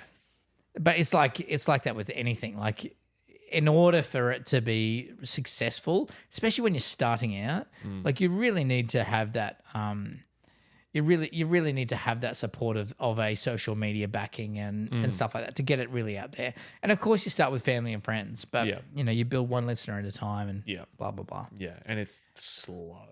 It is. Yeah, it's a slow burn. Unless you're, someone like Joe Rogan who's already famous and they start something and they've already got that built-in fan base that just automatically tunes in. Yeah, but can I ask you, how long would you spend on marketing this podcast? I spend all of my free time. Okay, so but what do you do? So do you want to talk about this? Yeah, absolutely. Okay, good. Yeah. So recording this takes, sort of 2.5 hours. Yep. Anything over sort of 90 minutes. Yeah. And then on the back I need a end wee of that, soon, by the way. Yeah, that's fine. Okay, good. Oh, mate, anytime you need a wee, just let us know. I'll just do it here. Yeah, just leave that. It's leather couches. I got a cup. Yeah. It probably takes me between 10 to 12 hours of editing on the back end just to get the episode edited. Really? That's a lot. To sit down. Yeah. Why do you do that? Because I like doing that. Okay. Sure. I don't necessarily enjoy the editing process per se. Yes. But I don't want to just plug it into an AI and let it just that's auto fine. cut. Yeah. If that makes sense. Because I feel like I've got a little bit more control over how it's actually sitting. Yeah, great. Okay. And the cuts in between. That's a lot of more. production though, yeah. Yeah. And then on the back end of that, then I do have an AI tool I can run that cut video through and it'll cut social reels, and I've got a calendar I can upload and write the posts and auto load them so that they can go out. But that takes a couple of hours to do. Is that through Opus Clip? Yeah. Yeah, okay. Opus Clip, and then there's another calendar. Yeah, okay. Metricool or something. See, I think you should focus a lot more on those clips and not let Opus Clip take control of that. Yeah. Because like, for example, if we do a clip of this podcast, like in that clip that you put out, the highlight bit in that clip, so the really bit that's going to catch people should always be at the start and then get into the story of that clip. Do you know what I mean? It needs to, in the Opus Clip, the hook of even the short clips needs a hook. Yeah. Right? And I think you should focus a lot more on that because that is the bit that really catches people. Yeah. Because I'm terrible at it. Yeah, but that's all right. Like people, I think marketing podcasts is actually quite tough. Yeah. But it's essentially storytelling. Yeah. Because you're telling the story of each podcast. So the podcast that we're recording today, like there's a story in this podcast that you'll go, okay, well, this is the through line and these are the bits that people are really going to listen to eventually and probably want to engage with this. Like having a person that's, probably not hasn't been in the army or anything like that is probably a little different to what you usually have, right? Yeah. A fancy pants that does theatre musicals isn't someone you have in every day, but that's bringing in a new audience. Yeah. Would you say? Yeah, absolutely. But I started, my family will listen at least. Yeah. Oh, minimum. My wife won't though. 3, 4. She's going to hear about the farts soon. It's going to be great. Jeez. There goes the That's going to be a clip, isn't it? That's the clip. Damn it. I was initially doing the clips myself and it was just so labor intensive. Yes. I was like, I do not have the time amongst all of other life to sit down and try and go through every episode again for like the 50th time and get little snippets and clips. Right. And I was like, I just don't have the time to do that. Okay. And I don't have the money to. I would do that while you're doing it though. Do you do that while you're doing it? When you're editing it, that's when you recognize, if you train your brain to recognize clips, then while you're editing, you go, okay, that bit, and just export that little section there and then deal with that later. But like as you go editing, you just export as you go. Those little clips. That's what I do. That's what my team does as well. Is like we're trained to look for clips. Yeah, because so I don't know how to do that. They're this, but it's about knowing what people want to hear, right? Yeah. And sometimes it is looking for those moments that are a little bit out there. Yeah. So in this podcast, you know, looking for the Irwin clip that I've said, or looking for. This is weird because this is like meta. This is like me thinking about what's happening right now and creating clips from it. The fart clip is probably a great clip. Yeah. The chicken butchers clip, but like looking for these moments while you're doing it, even while you're recording, like having a think about what clips are going to come out, and then at the end of the podcast, asking me, "Hey, what do you think would be really good to highlight here?" Yeah. Because if you get my input as the guest as to what to highlight, then I'm going to be more likely to share it because it's from my perspective, and I thought it was really good. Yeah, that's a good point as well. So it's about making the guest feel really comfortable about, because you want the shareability for the guest as well to push out to their audience. I'm not going to share anything from this fucking podcast. Yeah, that's fair. That makes if sense. you don't mind. Yeah, So no, that's all good. No dramas. No dramas. But this has been a piece of crap. Honestly, I wasn't going to release it, to be fair. So and I wouldn't either. It's just for me to listen to, just for my own. Talk to me about the life lid. What is this? The life lid. Yeah. So I put it in the trailer for anyone who hasn't seen it. I'll go through it again. So the idea being that the lid is an acronym that we use in the Army. It's a bit of a derogatory term to use for new soldiers that would come out of their training. Right, okay. So they come into the battalion, infantry battalion. The or freshies. Unit. Yeah, the freshies. Rookies or, I think the Marines would call them boots because their boots are fresh and clean. Right, okay, We call them lids. So it stands for either live-in digger, a digger obviously being an Australian soldier from digging the trenches in World War One, not the N-word. Starts with a D. Sure. Live-in digger. So once they first march out of training, they have to live on base in the live-in lines for a minimum of 12 months. And then they can get permission to move on. So they live-in digger. But they're also low-intelligence diggers is another way that it gets phrased. Okay. And that's why you've got me on. Yeah, basically. I really fit first two letters of that acronym. Yeah, but the idea is that they've come out of training, they've ticked all the kind of competency boxes, but they're not really, they've kind of just, it's like they've got their L's. Right. So when they come into the job, they kind of have a basic understanding, but they don't know anywhere near as much as someone who's been there 5, 6, 7 years, been, a corporal or a sergeant or whatever in that unit. They don't know as much. So they're fucking things up constantly. Right. They're constantly making rookie errors, and embarrassing themselves. Yeah, and the apprenticeships. Exactly. They're essentially apprentices of their trade. So I looked at that sort of concept and I was like, I had my own sort of, I've had a couple of near-death experiences, but one sort of at the start of last year that really highlighted. I was like, we know nothing about life. I was like, none of us. Like I realize even as I'm getting older, like my parents, God bless them. So we're all lids. We're all life lids. Like none of us have got it figured out. None of us have all the answers. We're all just trying to figure it out together. And most of us are trying to figure it out in isolation on our own little journey, just trying to struggle to get through life and not make too many mistakes. Yeah. And I was like, if I can talk to other people, like very selfishly, if I can talk to other people with more experience in life and talk through their experiences and what they've struggled with, how they've overcome it, maybe I can take something away from it. Yeah. And if I'm able to take something away from it, someone else surely will. Yeah. So it's good. That way I can talk, I don't have to be super military. I don't have to be super anything. I can talk to anybody about their lived experience because everybody's got a different view on things. Yeah. Everyone's got a different lived experience. It's good. And that's sort of where I went through, how this came about, essentially. I need to go split my whisker. All right. All right, I'll be back in a sec. Perfect. And we're back. I just removed someone else's pubic hair from the toilet seat. It is a cabinet making business. It's fine. But the pressure I had because because you went into the toilet after me. Yeah. I didn't want you to think I just left my pube on the toilet seat. So I had to move it in. I had to shove it in. I hope you used at least a piece of toilet paper. I didn't use my finger. You just bare fingered it. Yeah. Wow. I raw dogged it. You raw dogged it. Yeah. I just pushed it in. I just gave it a little swipe in, because I didn't want you to think that that was my pubic hair. Well, it was very short too. It was very short pubic hair. Someone's trimmed them. But how do you? I'm surprised at how pubic hairs get everywhere. I have no idea. Yeah, no idea. Neither do I. But like head hair, I assume. Like your body's would just keep pushing hair. Yeah, but out. why? Pubes are covered. So how do they get everywhere? I don't know. I suppose when you're on the toilet. I mean, in 2024, who the fuck's got pubes anymore? It's so true, right? This is so interesting. In fact, I reckon that's how people tell that someone's young is that they don't have any pubes. Yeah. like anyone over 40, I reckon is a little bit of pubic going on, but like really like no young person has pubic hair anymore, do they? Yeah, I wouldn't imagine. Do you have some? Nah, fuck off. All gone. It's like a turtle shell. Really? lovely. Scaly. I have a few. Yeah, just letting it run. Just a little like here and there. Just a little landing strip.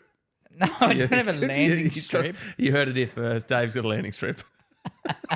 Now that's clipping and that's going on social media.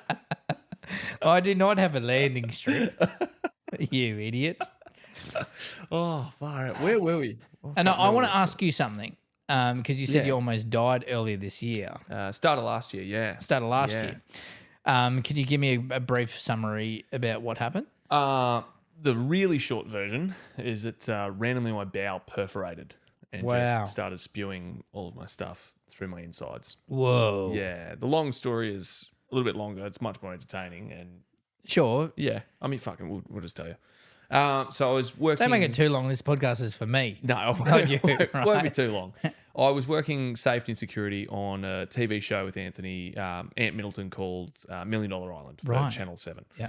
And we were just part of the safety security team on Malaysia, off the coast of Malaysia, on a small island called Langkawi. We were a little bit further out from that, but we were based on Langkawi. I woke up on the 25th of January, had a message from one of the boys that one of my mates from the army who was in my section had passed away, unfortunately, over in the States. So kind of started. Sorry, man.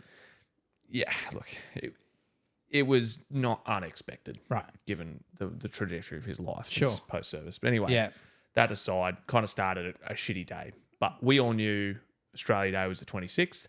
The production company was like, cool, everyone who's Australian is going to get the 26th off. Everyone who's not had volunteered to work that day. So we all knew 25th, we're all going out. We ended up going out that night. Obviously had many a beverage because celebrating some of Juddy's life. Sure. Anyway, we ended up in a huge brawl in a Malaysian bar, which turned out to be an underground mafia bar, which we didn't realise. Wow. It went crazy. It's a great story. At one point in time, a Malaysian guy came running out of the kitchen with a meat cleaver. Jeez. The other Malaysians turned and were like, whoa, that's too far. Go put the fucking knife away. Yeah. Like, no. So sent him back in. Anyway, that all got broken up. We went back to the hotel. They followed us back. And one of the guys in our group got caught outside by about a busload of them. And they stomped him. He ended up in hospital with multiple facial fractures, about 28, I think he ended up flying back to Australia. Fast forward to the next day, I hadn't taken any damage to my midsection, nothing. Went out for that night. We all recovered. Went out that night for dinner. Not a drama. Back to my hotel at about 6:30ish. By about 8 o'clock, I started feeling a little bit crook in the guts, and I wasn't really sure what was going on. I thought, oh, maybe I need to do a poo or whatever. Tried, nothing. I'll just go to bed and try and sleep it off. Yeah. By about 9 o'clock, it started getting worse. By 10 o'clock, it just spiked. Like I'm 12 out of 10 pain. I've never felt anything like that before in my life. Yeah. I had no idea what was going on, but I jumped on the phone and called the guy who was running the night shift. It was like, John, something's wrong, mate. Like, I need help. Yeah. And he's like, okay, can you get to me? It was about a 2K walk down to where he was with the doctors. I was like, nah, I can barely move, mate. Like, you're going to have to come get me. He goes, all right, meet me down the front of the hotel. I'll come pick you up. I'll get you down to the doctors and we'll get you checked out. He got there and found me passed out from the pain. Like, it was horrendous. I don't remember getting downstairs at all. Got me in the van. It's a bumpy ride with a Malaysian driver anyway. We get to the doctors. Racist, but anyway, yeah. It was. Well, we get to the doctor and he's like, look, I think it's a kidney stone. We'll give you this medicine. Right, sure. If in like 90 minutes it's subsided, it's a kidney stone, you'll be fine. If not, more serious, you're going to have to go to hospital. Yeah. 90 minutes, 2 hours go past. I'm still in agony. 12 out of 10 pain. They've given me pain relief, but it's like giving me Panadol. They're not giving me morphine or anything. He goes, no, something's wrong. You got to go to hospital. Go to hospital. And mind you, we're on Langkawi. So this is a district hospital. It's like a third world country, essentially. Third world hospital. Sure. They're not up to Australian standards. We're there. I don't speak Malay. Half of them don't speak English. Yeah. John's with me. They gave me some Gaviscon. I spewed that up That's everywhere. Help. We're there for a couple of hours. Exactly. Bad KFC. Exactly.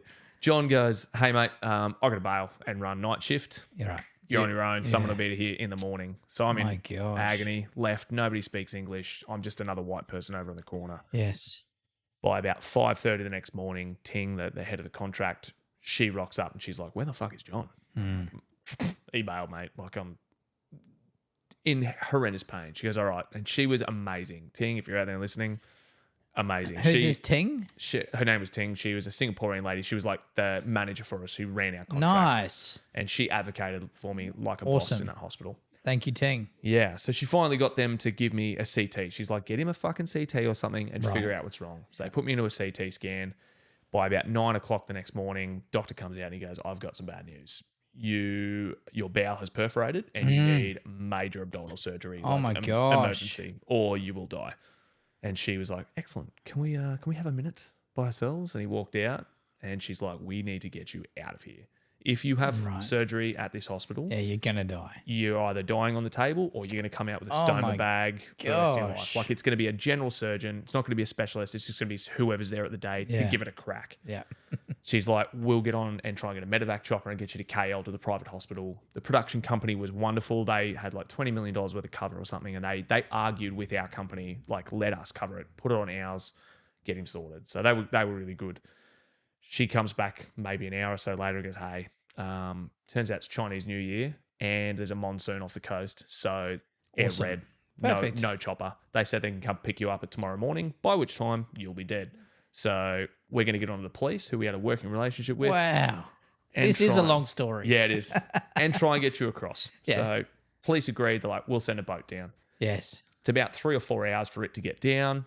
They get me in the ambulance. They get me there. Still by this point, no pain relief. I'm still in agony. You're get there. Hero. Yeah, got to get across onto the boat myself because it's too choppy with the wind and the waves. I've got to try and stumble across. I can barely stand up. I'm also have a catheter in my dick. I'm holding in my right hand my piss bag, my passport, my phone, and holding the sarong because I'm wearing no underwear because I've got a catheter, which they didn't tie it up properly. I hobble across. I get onto the police boat. It's a pursuit boat. It's meant to take down vessels. Great. So they put me on a bar stool, which is just welded to the floor. Oh, mate. And I have to hold onto the side to brace myself. But anyway, we get underway. We get about 15 minutes into the... Yeah, sorry if I'm laughing. Oh, it's all good. It's hilarious. Okay. We get about 15 minutes in the journey. The doctor next to me, Dr. Jana, he was also a legend, but he goes, hey, mate, have you got the CT scans? And I'm like, no, because you're the doctor. Yeah. You should have them. And he goes, fuck. I think I left them back with Ting. So he calls Ting and Ting goes, oh, yeah, I've got them. So we have to turn around. Thank God for Ting. And come back. Ting is the best. Ting saved my ass. Yes. But we have to go back, pick him up, and then commence the journey again. Yes. And it's choppy waters because of the monsoon. So every bump is agony. And it's a solid hour across the channel. We get to the mainland. They put me up again into an ambulance, which is basically a fastway van. But they wheel me through the port terminal, which I'm already, a 6'2", blonde-haired, blue-eyed white guy in Asia. I'm already getting stared at by Asian people. Yes. Now I'm also screaming in agony on the journey, so I'm there's people taking photos. It's a proper spectacle. Yes. They get me into the ambulance, and Dr. Johnny goes, all right, mate, you're the patient. You get to choose where you go. So we can go from here to Penang Hospital. They're fine. Yeah. They'll do the surgery. You'll be love their curries. Yep. It's 2 hours. Yeah. Or we can go to the private hospital, which is about 5-6 hours away, which they already know you're coming. They're on standby. That's the best care in Malaysia. He's like, what do you want to do? And I said, mate, I can't think. I'm in agony. Take me to Penang. You're the doctor. Make the call. He goes, I think you're stable enough. Let's go for KL. We know where all the hospitals are. If you dive, I'm watching your vitals. If you dive, we go to the closest one. You get surgery. You'll be okay. I was like, all right, let's go. The rain sets in. It is torrential downpour rain. We are in Someone really wants you to die. Yep. Lights and sirens the whole way, but doing about 150 down the shoulder of the highway for about 4 hours. I'm still, again, every bump is agony. I'm dying slowly. Awful. Start to feel us pulling in. I'm like, excellent. Good. We're finally at the hospital. No, we're at the servo. It's time to get fuel and everyone else to have a dart and get some I'm going to chips. get a Mars bar. Yep. So they just open the door and I'm just watching them there as they're all eating chips and having a dart. It's about half an hour. We just hang around. What is going on? Meanwhile, I'm dying. Hello. Yep. We finally get back on the road. We get into the private hospital. We get into the suite. The doctor comes and sees me and he's luckily a specialist in this kind of surgery. Yes. He comes in and he goes, I've got good news. You're here. You're going to be okay.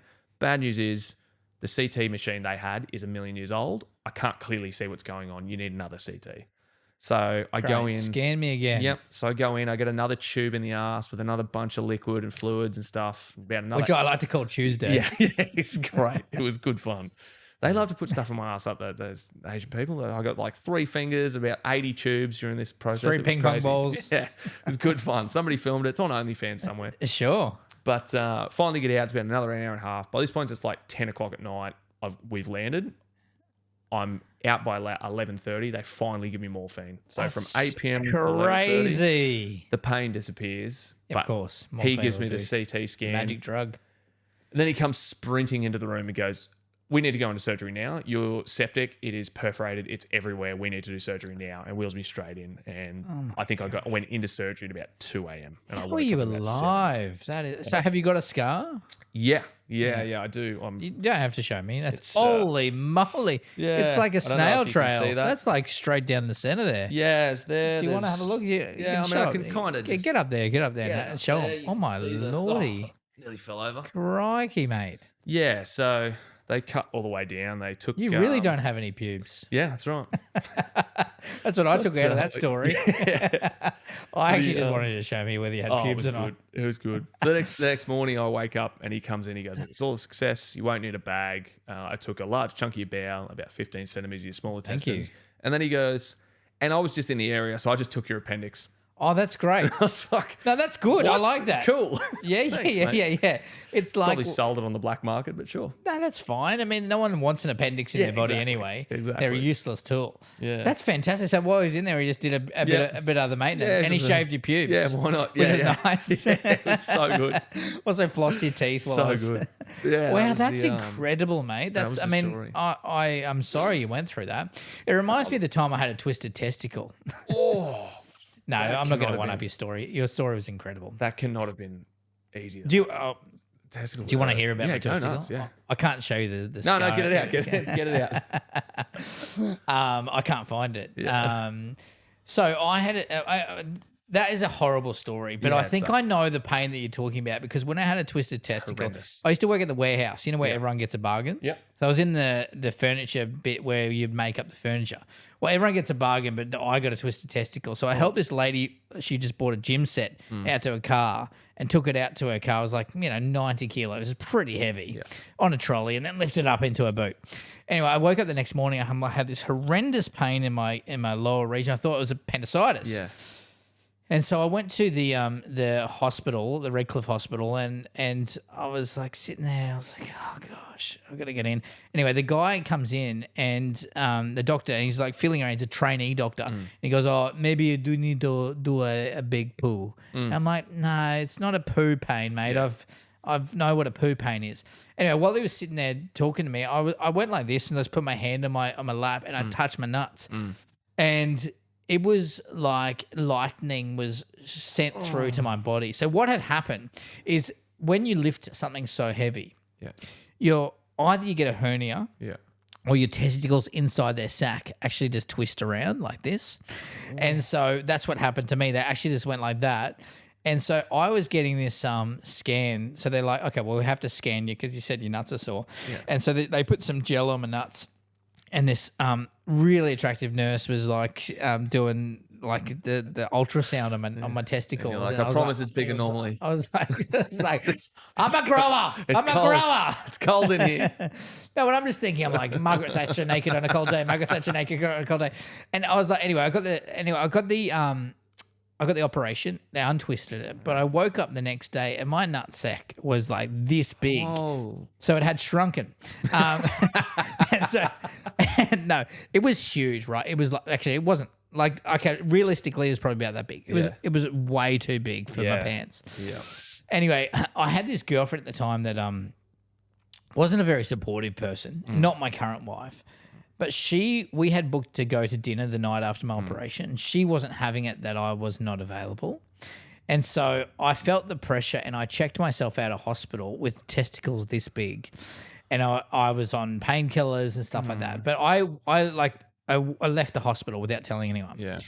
But because my nuts are so big, I'm like walking like a cowboy. And that night we went to Lone Star Restaurant, where they they throw They used to, nuts, yeah. they used to throw nuts on the floor. Yeah. So we went to there, and I was walking into Lone Star like a cowboy because my nuts are so big, like it's like and I hit myself on a chair like as I was grazing past, and I cried. I was like, it was horrible.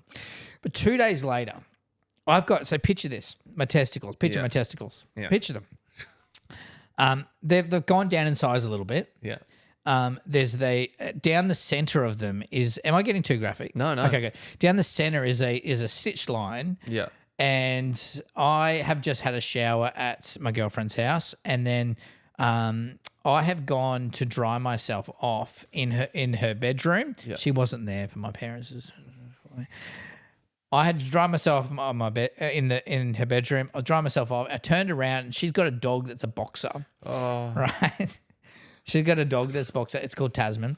Oh, it was called Tasman. I'm not sure if it's alive now, but I had turned around, and the dog was in pounds mode, and I was like, "No, Tasman, no!" Yeah. And the dog jumped, and I pushed its head down, but it had its claws up, and it actually got its paw claw stuck into my testicles, into the stitch, and ripped out about 3 of them. It ripped out 3 of them. And so this is like a Ben Stiller moment or something like that, because I looked down and I saw that there was like 3 or 4 stitches that had just been opened up a little bit, and I'm like, ah! So I grabbed him, and I think I put a towel around or something like that, but I had to take him back to the doctors to get restitched up. But that was awful. Oh man, that's horrendous. But I shaved my pubes. Yeah, after that. Yeah, that's fair. Just made me feel younger. Just get in the way. Maybe he's born with it. But anyway, twisted testicles. Yeah, not fun. Not fun. I didn't nearly die though. Like your story is like next level. Yeah, that's amazing, mate. Like, oh look, it just sort of is. What's weird for me about your story is that, like you've been in war zones. Yeah. And the thing that really almost makes you die is when you've gone in a punch up on a film shoot. Yeah. It was it was crazy. To kill the prime rib of Patricia. Yeah. That's amazing, mate. The weird thing, I just kind of let go, to be honest. I was like, this is it. What's it? Like I thought I was going to die. I was just so like, okay. Can you talk to me through that moment of when you're like, this is the end? This must be the end for me. It's like when you're in extreme turbulence in a plane, you're like, okay, well, this is the end. So what are you, I mean, you have I'd say you're knowing your family, they're from a religious background, right? Yeah. Do you turn to God in those moments? Honestly, I just let go. What does that mean? Like, I was just like, this is it. Like, I didn't really, I was just like, okay, this is how it ends. Right. Like, I didn't really. But did you think about anything? Not really. Right. I was like, it sucks that it's going to happen now. Like, I didn't really achieve what I wanted to. I was like, oh, well, like, I guess it's. So you're just happy to let it go? Yeah. I was just like, all right. Like. Disappointed. Yeah. I was just like, you know what I mean? Like, I kind of expected Was that a peaceful moment then? Oh, I guess. Because I've never had a near-death experience, but you hear these stories all the time and people that are like so close and they're like, you know, they run moments of their life through their head and, you know, they're. No, I just can't. Yeah. I just accepted it. I was like, all right, this is how it is. And I was like, this kind of sucks. But I didn't really get too deep on it, to be honest. I wonder if that's how my chicken was feeling when she was dying today. Yeah, probably. She was looking out into the dam near our house and just thinking about greener pastures. Please tell me you're at least going to eat it. Oh, no, not now. It'd be dead in the backyard. Not going to eat it. Okay, so, well, nothing went through your brain when you're... No, I do remember when the doc said, he's like, I can try and do laparoscopic, but he's like, once I get in there, I might just have to cut you straight down. Yes. And by that point, he's like, you are going to live with this. Like, I knew I was going to live. And I do remember being like, I'm never going to have a James Bond scene. Like, I was like, I'm never coming out of the water with this horrendous scar. Right. I was like, I can AI that out. Don't worry about that now. I'm not I don't care. But I was like, that ruins that. Wow, that's so superficial of you. Yeah, I know. That's it was crazy. So dumb. Well, by this point, I knew I was going to live. He was like, you are going to survive this. You'll be fine. Yeah, you'll just have a weird scar but you could be a villain. Yeah. You could be James Bond villain. It'll go away eventually. Did you think you were going to get to the James Bond level? Daniel Craig's retired. Someone's going to do it. They do. It won't be. It's got to be They're going to go with the... It has to be a Brit. Well, does it? Yes. They're going to go with a black woman. No.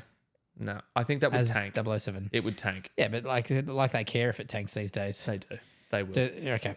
Yeah. I think the lady who is it the lady or the dude who owns the IP for it was like, no, we're not doing that. Oh, really? Yeah, she came out. She's like, no, we're not doing that. Yeah, Why? Because she's like, oh, we're just gonna actually stay loyal to the way that it was written. We're not. This is a character that's so beloved. We're not gonna play politics with it. We're just gonna let it be what it is and just let people enjoy it for what it is, which I think is a good choice. we're talking about religion before. Is that something you still prescribe to? Yeah, bits and pieces. I think I don't give it a lot of thought. If I'm perfectly honest, I'm so consumed with everything else I'm doing. I don't really spend a lot of time just sitting there and thinking about it. Okay. But we obviously do come from that same sort of background. Yeah. Are you prescribe a lot more to it? Yeah. I mean, we're a church family. I would say still. I think it's important. For me, I'm like the more I think about it, I look around at like creation. I'm like, and this has gone into a weird space, but really we're here. Yeah, why not? I think that like I can't deny that things have been created or designed, and I think that as a creative person myself, I resonate with that a lot more. And so I wonder, I can't deny that I feel like there's a creation or a creator of some sorts. And so I think that if that's true, then there's other things that have got to be true. I struggle to believe a lot of these stories in the Bible. But I guess that's why it's called faith, really, from what I prescribe to. And sometimes you feel like an idiot actually believing some stuff, right? Yeah. But, I don't know. I think I'd rather believe it and be wrong than not believe it and be wrong. Yeah. Yeah. You know what I mean? Yeah, that's fair. It is an interesting thing. Because the army, you've been in the army. Yeah. I can't imagine that being a deeply religious place to be a part of. No, not for the most part. No. Would it be in the American army? Yeah, I think so. But I think that comes down to like their culture. Like they're very much a Christian country, as it were. But I mean, so is Australia. Yeah, but not as heavily as America was. You know what I mean? Like they've really stuck to it for the most part. And they're obviously they've got plenty of atheists and non-religious people and religions of all sorts now. But like fundamentally, when they were formed, they were like very Christian country. Whereas I feel like Australia we're so ambivalent with just everything. We're just like agnostic. Yeah, and agnostic about everything. Yeah. Okay. I feel like we're further down the no religion rabbit hole than America is. I think there's still a large core of America that is. Would you feel comfortable being an open Christian in an army environment? Yeah. Or would you be ridiculed? You definitely get shit for it, but it's always that's the thing that people don't understand that aren't in it. The shit you're getting is from your mates. Right. Like, so it's good shit. It's good shit. And even if they're putting you down about stuff, like it doesn't matter. Yeah. Yeah. You know what I mean? Like it's banter. Bants. Like we could sit here and I could give you shit about something. Yes. But if we're out at the pub and someone random starts to jump in, right. they're like, wait, no. Yeah. Back the fuck off. Like you're not one of us. You don't you know what I mean? So it wouldn't matter. Right, okay. However, if you were a fuckwit of a dude and you believe that, you're just getting straight up bullying. Yeah, and that's fair. Because you're a fuckwit. Yeah. So because it's not about what you believe. Exactly. Yeah, it's more. That's not a bad way of thinking about it. I mean, I think in order to share your faith with people, like you almost need to have a relationship with people, rather than just yelling at them. I'm talking about street preachers, right? Yeah. I find them completely useless and inappropriate. To tell someone that you don't know that they're going to hell, like I'm like, are you kidding me? Yeah. How about you don't say that? Yeah. And I actually think that from the Jesus that I believe in, he would be a bit pissed off with that too, to be honest. Yeah. I think that, hey, maybe instead of telling someone they're going to hell, go and have coffee with them, build a relationship, and see where they're coming from, get some perspective, and then go from there. Because let them ask the questions rather than coming at them. It's like nobody likes Jehovah's Witnesses knocking on their door, right? Even people who are Christians, they're just like, oh God, like I'm at home trying to chill out. Yeah. I don't want you knocking on my door to try and bring me the word. We just like, if I'm interested, I know where it is. I'll come find it. So this You know is what I mean? something that I've learned in my life. I'm 38 now. So old. I know. Intent and impact, right? Okay. So it doesn't matter what your intentions are. All that matters is the impact that you're having. For example, if you go in with the best intentions to tell someone that they should believe in God, and you say it in a way that is nice and whatever, and the person takes it poorly, the impact is bad. All that matters is not your intention. All that matters is the impact, and that happens with every relationship, right? You can the way I learnt it was through radio. I would go into a planning session with the best intentions to going, yes, this is like, I've got the best idea. Like this is the way we need to go. But what happened in those moments, I came across as too passionate and too obsessed with my own idea. The impact was very poor and it came across as egotistical. Yeah. But all that mattered was the impact. What I didn't realize is that no matter my intentions, even though they were good to do good things, the impact was really poor, and that's all that matters. So for Christians and for people that are yelling it down people's throat, I don't care what your intentions are. It doesn't matter. It doesn't matter if you have the best intentions, because if someone is having a bad day and takes your information poorly, that's not worked. The impact is really bad. Yeah. And so that's served me really well in life, is the intent impact philosophy of life, because it makes you think about also when someone comes to you with something and it offends you because maybe you've had a shit day. Yeah. And then I go, oh, maybe their intentions were actually really good in that, even though I've taken it poorly.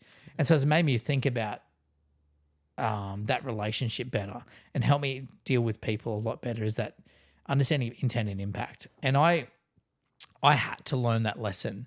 And I learnt it from a content director called Ronnie.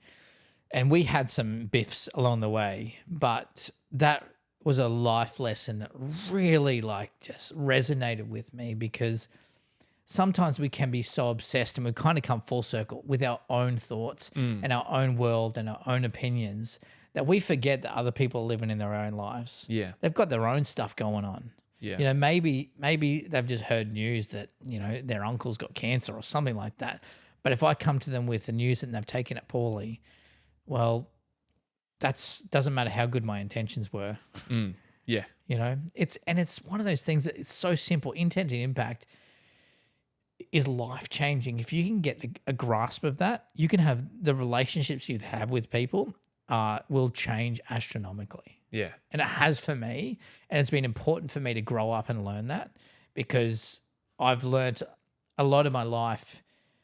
I'm really passionate about certain things that I really love to do, but I need to be careful how I communicate that with people, because if I come across as though that my idea is the only idea and the right idea, that sucks. Yeah. That's not right. It needs to have, I need to be thinking about the impact more than the intent. Yeah. That communication style is very important as well, for sure. That kind of, another full circle moment. It brings us back to the use of social media and stuff. People are losing the ability to just communicate in person as well. So like the passage of information when they want something or, want to just tell you something, they're losing the ability to have a conversation about it and actually just conversationally. Yeah. So that the impact of what they're actually saying is coming off wrong, because they're losing the social skills that we all used to have, before we had phones. Yeah. It's nuts the way the world's I going. hate 50-year-old women because they've got too many pubes. It's the pubes for that. And I think that's a great way to wrap this up. Yeah, absolutely. Don't you think is that the pubic percentage is too high for women over 50? Yeah, I think that's a pretty good place to. And it's kind of made me a bit emotional, to be honest. It's going to be a good clip. Yeah, it's going to be good. Hey, man, well, look, are we wrapping up, or what are you going to do? Look, I'll give you one last question before we wrap it up. You've kind of hit on it a little bit, but what's something that you've actually really struggled with in your life, and how did you overcome that?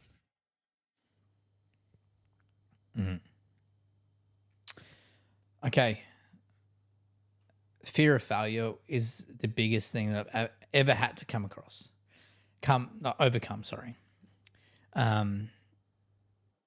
I grew up in a really poor family, like poor compared to my friends. Like all I wanted as a kid was Nike socks, and I finally got them, and then my brother stole them from me. But I always had this mentality that I couldn't do anything outside of what I'd already seen. But I had this drive inside of me that was like, you're made for more. You can do more. There's something inside of you with a drive. And I was so afraid to do things because I didn't want to fail. And that comes down to, when I was saying I was pre-recording everything. I did that because I was afraid of failing. I had to control everything because if I didn't control it, then it could fail. But what I realized is that life gives you the best when you fail. Failure is a excellent thing, not a bad thing. And so I was able to, like, there was a faith moment that I had where I spoke, I prayed, and I believe there was like, hey, you need to let go of this and be open to do what I've made you to do, which I believe the Creator has made me to do, or given me the abilities and skills to do it, and not be afraid to look dumb in that, because looking dumb is hard, right? You get embarrassed. You talk about being embarrassed. It's hard to do something and put yourself out there, especially in the media industry, because you're constantly doing that, right? All of the things I do is public, and a lot of people see it, and you make mistakes. And what I've realized is that it's important to make those mistakes, because then people love you because you're human. And so letting go of that fear of failure was life-changing for me, because we say fear of failure and it becomes a terminology that everyone uses, but really it's a chokehold around your talents and skills. If you're restricted by that, you can't do anything, man. Like it's the anxiety that's like grips you so hard. So to release that allows you to be as free as you want to be, and be an idiot and be stupid and not leave a party every time rethinking everything and going, oh, I've made a dick of myself. Yeah. Screw that. You've been yourself. Even though maybe some of it isn't perfect, that's good. Imperfection is good. And so the fear of failure is the one thing I've had to let go. And I've done that, and I did that that's as soon as I did that, I was able to succeed in radio, and my career started. And now I'm here as an old man with pubes, thinking about, and now I've got a fear of failing in my pube department. And you've just got a fear of pubes. I do. No, I don't, because I flicked someone else's off the toilet earlier. We're battling today. Does that make sense? Yeah, no, it actually really does. And that's I think it's natural to have that fear of failing. And I think a lot of people have it. I do. Yourself, you've got it. And you do have to push through it, because failure is essentially where you grow. The only way you can actually properly fail is if you fail at something and you learn nothing from it. If you just write it off completely as a failure and just bury yourself in a hole because of it, then you have actually failed. If you learn something from it, it's not a failure. Yeah. You've just had a speed bump or whatever. Do you realize I don't have a fear of failure anymore? Like I don't have any fear of failure. That's perfect. Can you imagine? But do you have that? Yeah, absolutely. I've got a fear of failure. Yeah. No, but do you understand what that means to let that go? Yeah, it'd be a huge burden. To let go. It is so freeing. And honestly, man, like if you can get to the point where you let go of that. We were talking earlier about was it Chris Hemsworth? About how and you were telling me that he was about to give up on his career. Yeah. What was the story again? He'd been grinding out in like LA for like 10 years. Thor was like basically his last audition, for what I understand, and he was like, if I don't get this, I'm just like, we're pulling the pin. We're going back to Australia, babe. I'll Yeah. get a trade. You know, I'll give up on acting. It's Yes. clearly just not working for me. And he stuffed the first round of auditions. Yep. They didn't like the other guys quite as much. They liked his look, but didn't really have it. So they went back to him and gave him another shot. Yeah. And he landed Thor. And now he's, you know, Yeah. hugely, monumentally successful. And so that's the thing. Like, you hear those stories over and over and over again, as we was talking earlier, before I flicked the pubes off the toilet seat. That it's often those moments where people say, "Right, I'm done." That's when they get the opportunity, because that moment there is them almost accepting the failure, not having the fear of it, and being awesome in that. Yeah, It's that more moment. free. It's like it's more than freedom. It's like it's empowering. It's like it gives you that opportunity to be authentically you, and with that comes a sense of like awesomeness that people are so hungry to see. They want to be that, and this even goes outside of the media industry, really. Like, because I think that, like, I got a mate that works in government, and he has a fear of failure because he doesn't want to look dumb in front of people. But I can see that he has the ability to be an incredible human being, and he has low self-confidence. But if he let go of that fear of failure, what I'm saying is this goes across a multitude of industries. But the freeing of that, I don't have that anymore. I don't go away from this podcast overthinking about what I've said, maybe about the wife farting bit. Right? She'd forgotten about it by now, but you just You've reopened the scar now. Yeah. But the freedom of that, I cannot emphasize that enough, man. Like, if you can let go of that, you are going to absolutely kill it. Like, to just let it go. Yeah. When you go over to, where are you moving to? Canada, Vancouver. When you go to Vancouver, By the time this comes out, I'll already be there. okay, right, sure.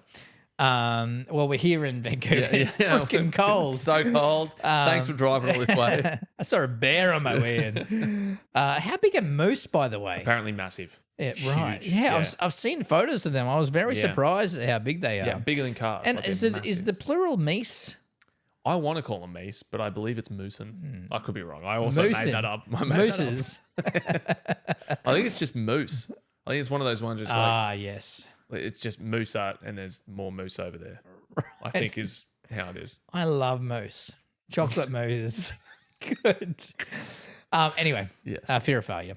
We should have stopped on the old The pubes. 50-year-old. The fear of failure was really good. I like that. That's a very It will be liberating for you. yeah. Because I see that for a you're lot of people. like in this trajectory where you kind of like doing this, right? But you let go of that, bro. Like, life is your oyster. Yeah. It is. Definitely. I'm getting better at it. I'm getting a lot better at You just need to let it go. I know that. So dude, I've been there. And it's actually a decision you make and just say, no, I'm done. I'm done with the fear, because it doesn't matter if I fail, because actually failure is not a real thing. Yeah. Because failure is just, it's me learning lessons along the way. Like, failure is not a bad thing. Yeah. Think like, let it motivate you. Bro, go and do it, right? That's all I'm saying. Go and do it. Be you. I will. Go and shave your pubes. It's too late. They're already gone. Those bad Anyway, boys are never coming back. did you laser them? Nah, just trim them off. Just trim them. I don't. How do you trim them? Just got Manscaped. Oh, you get the... Sponsor the pod. Manscaped. Just trim it. Away it goes. It's wonderful. Now, we're at the end of the podcast where, I don't know if everyone's listening, but do you squeeze your sack and shave like your balls? 100%. Yeah. Oh, you do that? You got to tighten the so skin. you got to tighten the skin. Yeah, because it's bumpy. Otherwise, it's wrinkly. Otherwise. Have you shaved your butt? No. Okay. So you got a really hairy butt and Yeah. it's really smooth. I wouldn't want to put the razor through that. That would be horrendous. I've done it once. It would have been spiking. Oof. So what you do, what Uncomfortable. I did is I grabbed the mirror and put it on the ground and stood over the mirror, Oh, hell. because that's the way you can see everything. Just looking into Sauron's eye. That would be horrendous. Mordor, the eye of Mordor. Anyway, that's what I did. Yeah. Oh, mate. Well, look, thanks. I really appreciate you. Oh, taking my the time to pleasure. Come on here, man. Chat to me about your life. It's been awesome. It's been really good to catch up. Yeah, it's been so good to Appreciate catch up, your mate. time, I dude. really, I'm super excited. Like legitimately, I'm super excited for you and what's next for you. Because you're just at the start, dude. Like, thank you. And you just got to stay away from the perforated bowels. Yeah, no, I'm good. I'm good now. It should be fine. Hopefully, fingers crossed. You got no appendix, so you got no worry about that. Yeah, exactly. You got so much ahead of you, bro. Keep on doing it. Keep on doing your thing. And it's like we started with the ChookHouse. Yeah, we did. And now look at us. Started at the bottom. Now we're here. Look at us. And now we're in a warehouse. There's trains going past. I just sort of moose my way in. It's good. But I legitimately am excited about your trajectory. Thank you, man. Thank you. I appreciate that. And a little bit of my own. Yeah. I'm not sure what's next, but you're killing it. Yeah. What are you planning next? Oh, come on, bro. It's a secret. Well, I'm planning on getting out the manscape when I get home because I want to be young again. Just don't lie to me. You're getting the mirror One back day out. at a time. Well, I've got a farm now with 9 chickens and 2 ducks, so I'll be farm a day for a bit. Yeah. Thinking about doing some social media around the old farm. That would be cool. Farmer Dave. Yeah. You could get on the. I'm all the gear with no idea. I have no idea about being a farmer. Well, that's the fun part. I think so. Figure it out. Yeah. It's an adventure. Yeah, I'll cut my arm off with it. Stop being scared of me and failing at farming. You'll be fine. I'm not scared about it. My chickens are dying. Yeah. And I don't know why. I'm not good at this. I'm not sure why. But it comes back to the ChookHouse, right? Maybe they're dying. To feed the family. It's a circle of life. Oh, it's beautiful. It is. But no, thank you, man. I really appreciate you taking the time to come on here and share some of your life, dude. My pleasure. It's great to see you, and it's good to see how everything's progressing for you. Where can people find you? Well, I'm here at the moment. Socials, PodSpot, well, anything you want. I'm Hi Dave Matthews on Instagram, but also my podcast company is PodSpot. There we go. So the podspot.com.au. And I have an OnlyFans page. Perfect. Where I shave the eye of Mordor over a mirror. But it's a funhouse mirror, so everything looks a lot bigger. Slightly bigger. All right. Good chat, mate. See you later. See ya. Catch you later, lids.